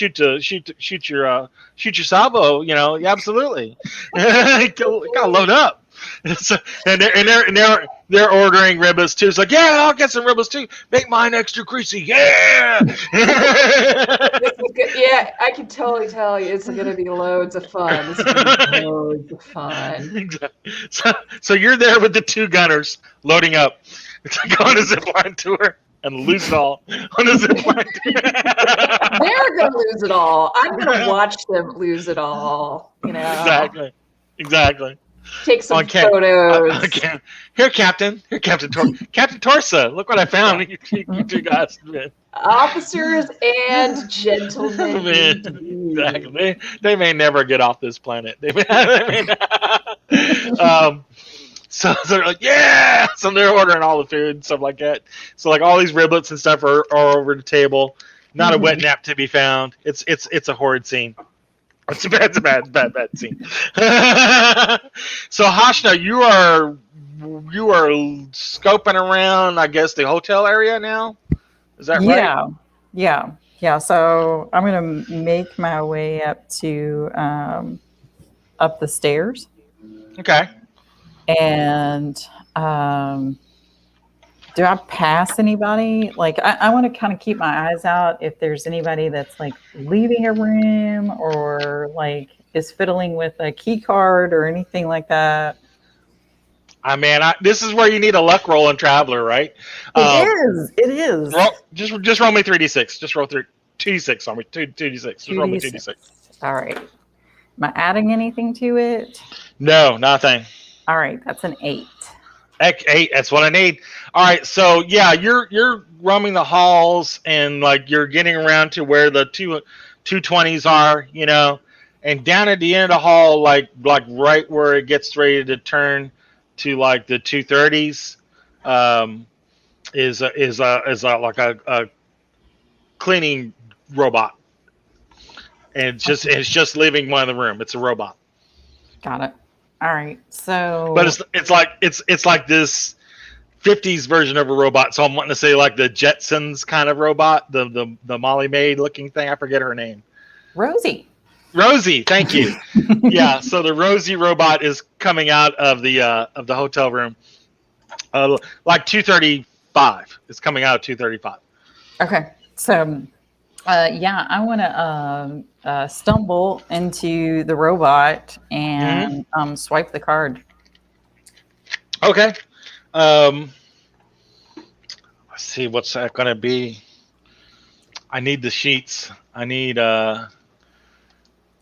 who's got their character sheet in front of them? I do. I do as well.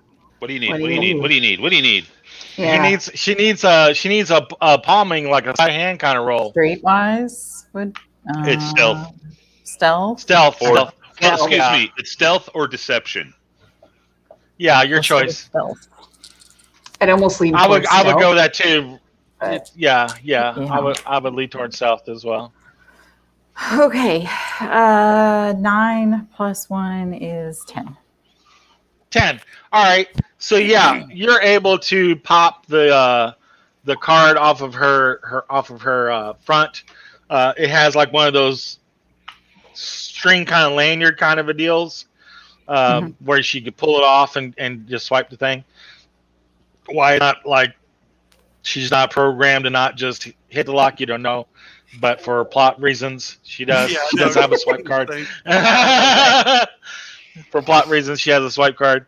That was like the next generation of Rosie robots that had Again, this is 50s robot, 50s robot, yeah, 50s Well, no, version. basically, because 20 years ago, robots were caught breaking into too many of the rooms while people were sleeping, and so it keeps them from doing that. They had to reprogram them. Exactly. All right. Exactly. All right, so yeah, you got the card. So it's you're going down to like what we say 224. So yeah, the robot's going down to the next room, and it keeps reaching for its front to grab the card, and it's getting like it starts reading like some sort of error that it can't grab the card, so it's going to go get maintenanced. So it leaves the hallway because it can't figure out why it doesn't have the card. It's very basic programming. It's just supposed to clean, So I'll slip into room 225. you're slipping in room 225. That's across Yes, the hall. You want to be like Or 222. 222 Yeah. or 226. Yeah. 222 is unoccupied. All right. So I'll go slip on in. All right. All right. So yeah. Are the walls? So yeah, you're in the room. Yeah, you can. I guess you do like the cup kind of thing. Put it up on the wall, kind of deal. Yeah, but it's hotel room cups, so it's plastic. It's a plastic. It still work if it was paper. It's the shape, not the social status. Okay. Yeah, and usually hotel walls are not that thick either. Exactly.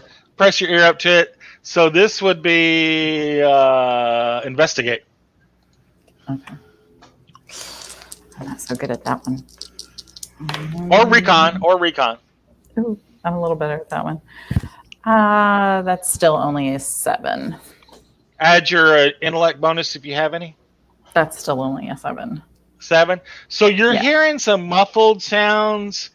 You're not quite able to make it. You're just one under, like the check it would be. The success I need. See, luck So would be good because then we could burn it. Yeah. There's some muffled. Somebody's talking in there, and it's not her. It's a guy. You recognize the guy. You've heard the person's voice before, but it's like, You're not able to make out what they're saying, but you can get the inflections, and you've heard the inflections before. Okay, so I'm gonna get a hold of Teledrift and see if he has any way of telling me how many people are in the room. Got it. Yeah, he tells you that. Yeah, he scanned the room again just to make sure, but he said, yeah, there's still just 2 people. There's her and one other person. Okay. So it's a. I can tell you it's shoot, loading. Please wait. I want to make sure I got this right. I believe it's human. Yeah, human. all right. So I will hang tight in the room and kind of just wait until one of them leaves. Got it. So you're there like 10 minutes, 20 minutes, and you're hearing like her through the wall, like OSHA. You're hearing OSHA through the wall, and you again they're just muffled enough, but you can still make out the kind of deal. You can like almost make out. She's wondering. She's like, how much longer? Kind of a deal. You're like, and it's so it's 20 minutes turns into a half hour. 30 minutes turns into an hour. They're still in there. God damn. All right. Yeah. Meanwhile, Ev and Ilian and Illyri have finished their meal, and I guess are you going with them on the zipline excursion, or are you letting them go on their own? What are we doing? So I'll delay them and basically say, hey, Hashna's with sorry, Hasha's with me. She needed to hit the head before we continued on our day. So I'm gonna, if you guys want to go ahead, you can, but I've got to. Oh man, you're bailing on us, loser! I'm not bailing. I'm waiting for my hat to come back. I'm not going anywhere without a hat. We work well together, or have you forgotten? I'll throw out there. Oh man, yeah, that's true. He goes, tell you what. I'll make eye contact when I say that too. Nice. Yeah, sure. Yeah, eye contact. They both like stop in mid drink when you say that, and you're like, their eyebrows raised up, and they're like, "We're gonna do the zip line, and we'll catch you, ladies, when we get back." Cool. Have fun. Sweet. And so yeah, they're off like woo, like they're just total bros. Yeah. It's, note to self: I suggested something that the captain's not going to like. We'll see. No, the only thing worse than college bros is Navy bros. So Yeah. What happens to college bros when they grow up? I'll pay for. I will pay for my meal and perhaps try to find Hashna.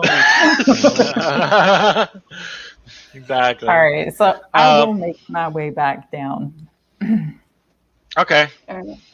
So you guys can kind of meet up down there. So, FYI, you won't believe who else is on leave at the moment. I may have said something that they might have taken the wrong way. I'm sure they did, actually. So if they start looking at you funny. Were they drinking? Because if they were they were drinking. Yeah, they were totally drinking. They're very much drinking. And they may very much think that you and I, at least in some respects. So it shut down the conversation about where you were real fast. So you tell me. It works. Yeah. Be waiting for them to return. Exactly. Yeah. They just loaded up on riblets after empty stomach drinking, and now they're going to go zip lining. So that's going to be great. They wanted me to come with them. I didn't. I'm here. What can we do that's a lot more fun than that? Nothing. Yeah. She's upstairs talking to some guy. I couldn't hear well enough to figure out who it was, but The tone really sounded familiar. I don't know where I've heard it before, but Can you describe it to me? sure. Ah, yes. And then tone wise, like But Nice. yeah, But Telegraph seems to ours think tend it's human. It's a okay. male human. You think it's another someone like us? Probably. My guess is. So here's my thing. Does Telegraph do we have anything on board the ship that we can do remote surveillance without actually sitting here all night? That would be an amazing sensors roll. What about remote ops and having Remote ops like a stealth drone? Stealth Like drone. A drone could work. Flying outside the window. Yeah, a drone could work. Does anybody have any remote ops? I don't think we got anybody I remote do ops. not. Maybe Stinky Pete. Maybe Stinky Pete. Isn't he a sensors guy? All right, is it all going to be down to Stinky Pete? Is that what it's going to be? Stinky It's all Pete coming saves down the to day? Stinky. Huh? Come on, Stinky Pete. So he's out on the starport, flying his remote, on his pad. I love how we're in 10,000 years in the future and people are still using drones, but because they work, right? So he will make his roll, and he's going to tie in what he picks up on the drone into your all's comm links, so you can hear what he's hearing, and he plants the drone it's a very small size of a dollar, coin, full dollar coin, about 2 inches across, I'd say, an inch and a half, about the size of that. It's a very small drone, and just he plants it on the glass so that he can pick up some good acoustics through the glass. And he's listening in, and then basically, you're hearing again with his rolls. You're basically hearing OSHA how much longer? That kind of. She's like, we've been here hours now. He goes, you know what? This is very sensitive equipment I've got here to pick up the data from the box. We've got we've got a lot of stuff happening here. It's you should be grateful that I have the tech with me to crack this anyway. What's in the box? They have a thing with the box. Okay. And so she's like, he's like, I think maybe another hour tops. I'll have all the data I need, and then you can go with your. And she goes, then my fulfillment will for your organization will be done. And he goes, yeah, I'll mark you free and clear. Oh. So does Stinky Pete recognize the voice? Stinky Pete, once you guys can hear the voice clearly, you're like, oh, it's the dude that tried to sell the engine parts, Aparo. Oh. All right. The guy that was on the pad trying to sell you guys the parts, and the captain wasn't having none of it because it wasn't Imperial Navy parts. If it doesn't have the Imperial seal, it's no good. Right. And it's that guy. It's the parts dealer. Yeah. All right. So they're going to be in there for about another hour. You think? Do you want to get back and see if Alcrady's got any more strings with his quartet of folks? I'm going back to see what their specialties are. Mm-hmm. I don't think I ever wrote it down. Mm-hmm. So one's an explosives expert, one's a mechanical expert, one's a electronics expert, and the other one is a second story person, in case there's any duct work to be done. Got it. Yeah. And Matt, Athletic dexterity. speaking of which, for our last scene, I didn't realize but my character has a 1 in explosives. He was the EOD team. Oh wow, no, he was the OD team. Probably was. He's probably, yeah. So yeah, I mean, you have the same skill level, but with your education, you're probably better than I would have a +3. Salvez does. Yeah. No, I'm not yeah, talking about that's for what I his thought. character. I'm talking about for in the cargo bay at that moment. Yeah. So you got like a +2 in your education. Yeah. Yeah. I was trying to figure that out. I was like, yeah, with +3 for engineering or what have you, and then the +2 for, yeah, that'd make you 5. So yeah, all right.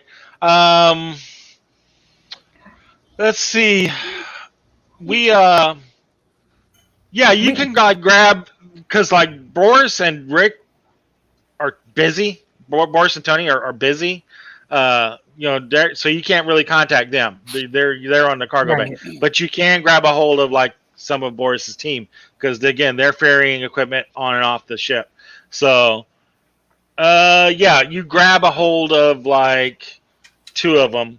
Roll me a d4 and tell me who you hit in a team, like from who you got listed top to bottom. All right. All right. So I got Yeg, Pennyweight, Prigger, and Gana. And I rolled a 3. So Prigger and then another one is that's also a 3. So hang on. Same guy twice. No. Miss Pennyweight. Okay. All right. So who are those 2? What are those specialties again? All right, so Mr. Prigger is your electronics specialist, specifically computers, and Miss Pennyweight is the the gymnast of the group. Ah, okay. She's the second story person. Correct. Got it. So you got your own little impromptu leverage team here. I mean, they have other skills, but that's their expert level. That's their expert levels. Okay. So yeah, so good. So apparently this guy is running something on the black box. So that's electronics. That's going to be good for the one guy. And the second story person is going to be good because it's second story, I guess. You need somebody to sneak in on the window, I guess, or I don't know. Well, we need to get the data from this guy. So I say let's wait until he's got it all, and then we take it from him. Okay. Are we waiting till she leaves, or are we gonna catch them both right-handed? What are we doing? No, I'm okay with letting her leave. I don't know if you have anything different, but it depends who leaves with the box. Yeah. Got it. Now, he's cracking the code and apparently putting it on some sort of data chip or something. So we also got to look at that as well. Do we have 2 copies, one in the box, one on a data chip? Is she taking both copies? Is he keeping both copies? What's going on? What's going on? Yeah. So you want to keep listening in on the conversation and kind of figure out what you guys are going to do on the fly? I realized I was muted, but yes, I would like to find out what is going on with the box. And obviously, they're connected. Obviously, this is part of whatever they're doing, but what are they doing? I mean, obviously, this looks like I could take wild guesses, or we could actually get some data. Let's get some data. Yeah. Okay. Good. All right. So, about a half hour in, like half hour further, like he's telling her like the plan. He's like, yeah, we're about done. When I get all this downloaded, I'm gonna send a code to the box, and I need you to plug the box back in to the navigational computer, and then when we're ready, we can send the code, and that'll get us in. And she goes, oh, thank God. Then I'll be done. I can get out of here. He goes, yeah, you're gonna have to stay on the ship. I don't know how you're gonna get out of this, but that's all you. And she goes, I'll find a way. And he goes, yeah, give me just a few more minutes to put this encryption on it, and then you can take the box and be on your way. And that's what you hear. So you think you got like maybe 5 minutes. All right. Sounds good. So, who wants to get the box? And I guess we'll let Frigger and Pennyweight get the data chip. I can get the box. All right. I'm all right with getting the box. Give me just a moment. Okay. He's preparing a costume change. He wants to show the functional pockets of the future. Nice. I'm excited. No, I had to plug in. My batteries was getting low on the headset.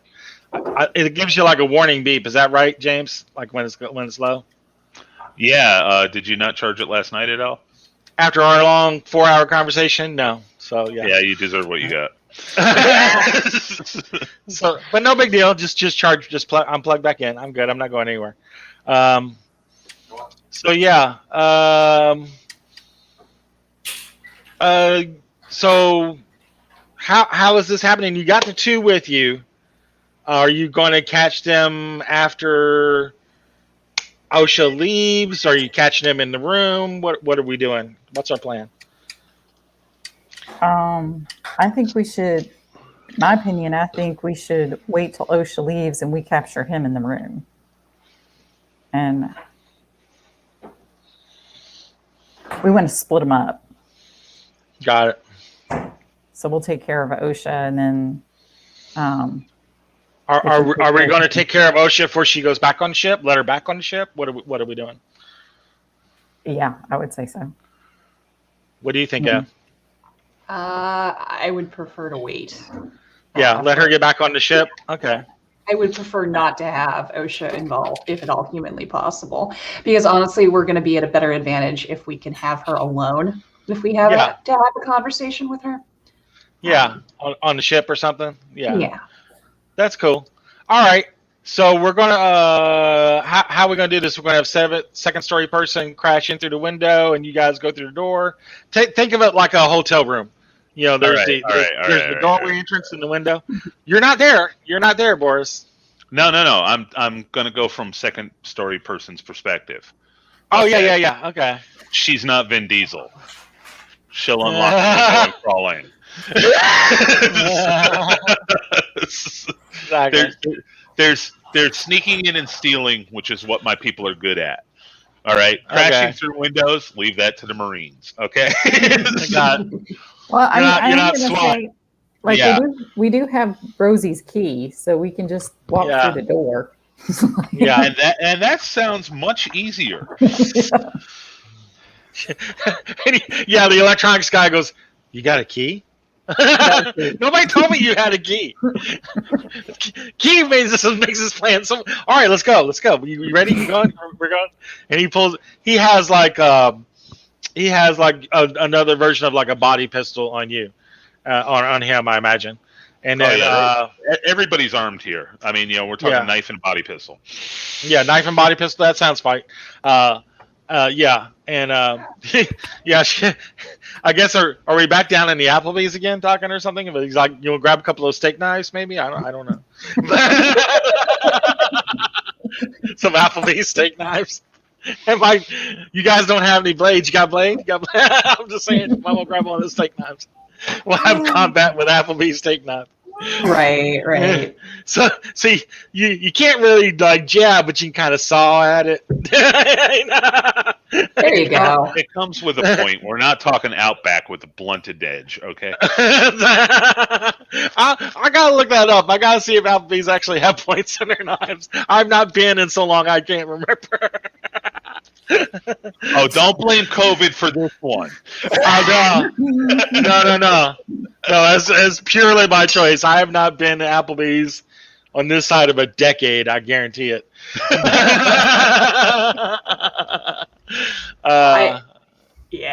No. Not to shame them, but I just haven't. I've had other better places to go. Valid. So we're stacking up at the door. Who's going in first? Are we letting the two go in first and then you guys? Or what are we doing? Are you going in first, Betty? Or I'm going to go in first. you're going to go in first? Yeah, I'll be right behind Captain. And then the other two? All right, that's fair. I'm going to say, who do we got going in? Got Prigger. Okay, yeah. So I'm going to say Pennyweight, then Prigger, because apparently it's ladies first right now. Got it. Fair enough. It's like I'm in the rear with the gear, right? Prigger's the electronics guy? Correct. Yeah. That makes sense. He's in the rear with the gear. So you're diving into the room. Are you gonna power up? Are you gonna Super Saiyan up there, Betty? What are we doing? Oh, you need to make some sonic rolls. Well, I mean, it's just the one dude. You don't know who you are. You know it's that guy, but you don't know what the guy's got. Yeah. Hey, I want to see a guy get hash slapped. Okay. And he can have a security droid sitting in the room too. I want to see Hashina all bulk up with muscles and her hair turn blonde. That's what I want to see is Super Saiyan time.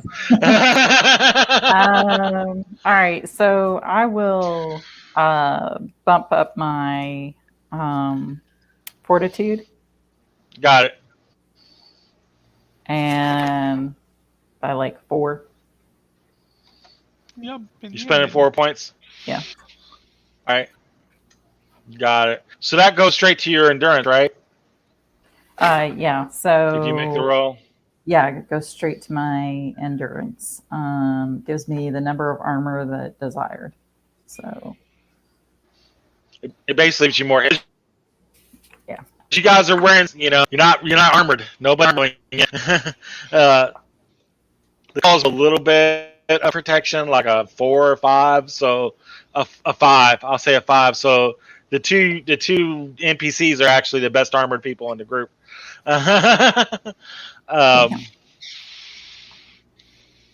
So yeah, make your side roll there, Betty. Let me know how you do.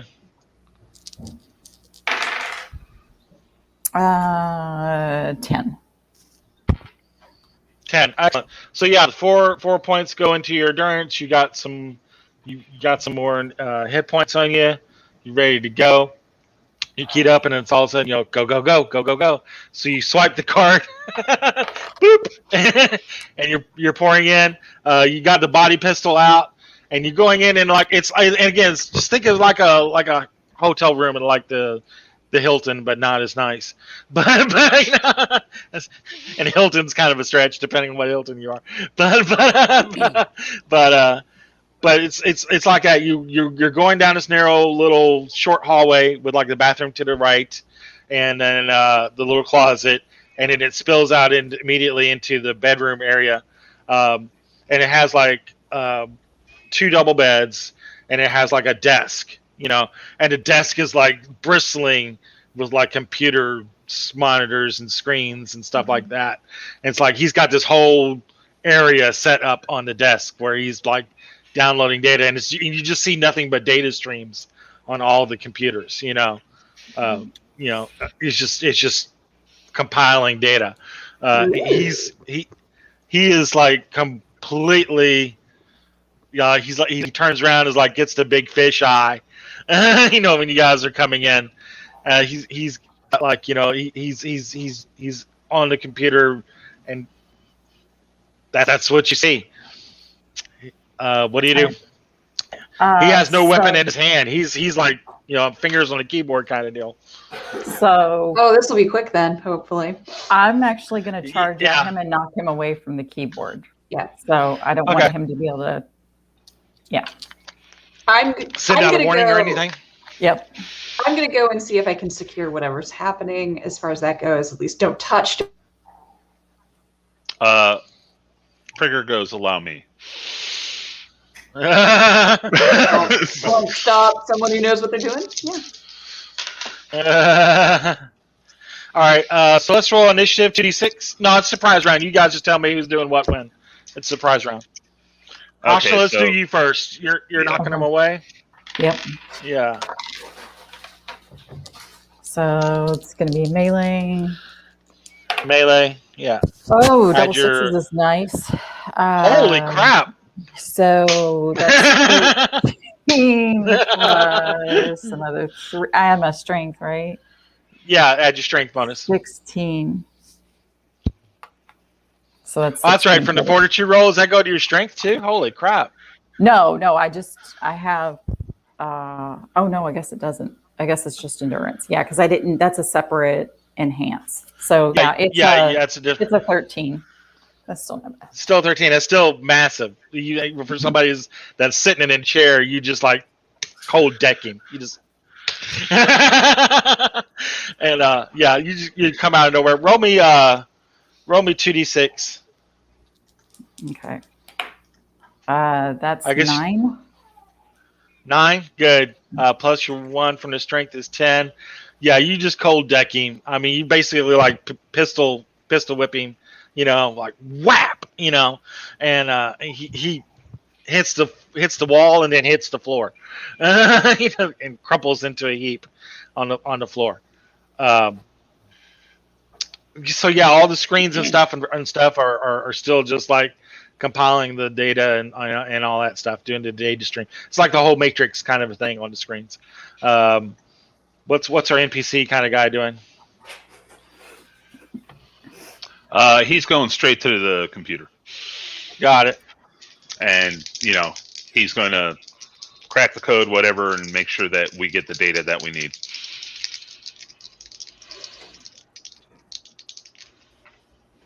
Do you want to roll? You roll. You're the NPC. I know. I'm asking, do you want to roll? You didn't give me any response to what I'm doing. I'm sorry, yeah. So you're trying to crack it? Well, I'm trying to get whatever I can out of it. Got it. Okay. Stop it from fully encoding so I don't have to deal with it, that sort of thing. I want to get it. That's where I'm shooting. Stop the program. Yeah, stop the program. Yeah. Okay. So I got 7 on the dice, and then I add another 5, so that is a 12. Got it. So it's basically encrypting a message to be sent. Is what it's doing, and you're stopping that. It's going through all of its things it's got to do to send an encoded message off planet. No, that's cool, because now we can edit said message that needs to be coded and sent. Yeah, exactly, because you're in it before it's coded. Perfect. Yeah. Exactly. Elisa, are you checking on our guy? What are you doing? That guy that just hit the floor? Well, since we have somebody who's actually taking care of the computer, who can take care of computers, I'll draw a weapon and basically make sure that the guy does not move. I'll draw a weapon. Captain's knocked dude to the ground. I will just keep my weapon trained. Hi, don't move. Got it. Don't move. No, seriously, I'm pretty good at shooting. Just look it up. Got it. Oh, can we tie him down with the socks? I'm just asking. We can sure try, and I'm certainly willing to give it a go. He's slumped over. He hit the wall and slumped over on the floor in a heap. You just kind of kicking him over, making sure he's clear and all that good stuff. Be a good boy, that kind of a deal. Is that what you're doing? Why not? Sure, let's go. Got it. So you're kicking him over with your foot so you can see him and he can see you, and you got your weapon. And as you kick him open, he's got a device in his hand, and beep, and he hits beep. We've got a problem. As soon as he flips over, he goes beep, and that whole computer explodes on that desk right in front of NPC guy's face. And that's where we're going to end. An explosion in the hotel room. Explosion in the hotel room. That's awesome. Okay. Boop. Nice cliffhanger moment, I think. That's a good screen place. goes black. Mhm. And the screen goes black. Yeah, and credits start rolling. Yeah. Boom. Damn. Well, poop. All right. He's gonna. Lackerty's gonna be so pissed at us. I know, right? Spin it. We can spin it. You're the captain. He spent all this time making up this NPC, and it's almost like he had this ship that someone exploded right in front of him. It's almost like that. It's almost purposeful, you know. And this is why there isn't a luck roll in Traveler, because Matt just determines that James has bad luck. True. It's he likes me to torture me. That's all he wants. Nice. I'm gonna twist that Applebee's knife. That's what I'm gonna do. Twist the apple. But we're gonna stop here and continue on in a couple weeks. But I'm gonna stop the broadcast. Thank you guys so much for watching. We got a couple people watching on here, so I'm really excited that people are catching the broadcast. Sorry about the Origins Con in the middle there that I haven't edited yet. but we'll catch you guys soon, and thank you guys so much for playing. I love you players. You all are so great, and fun to hang out with on a Sunday morning into afternoon. Sunday brunch with my Traveler Guru. Yeah, nothing better. Nothing like an Applebee's brunch, only in your mind. Exactly, only in your mind.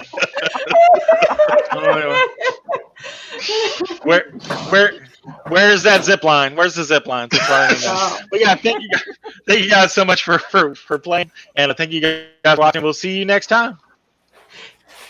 Bye-bye.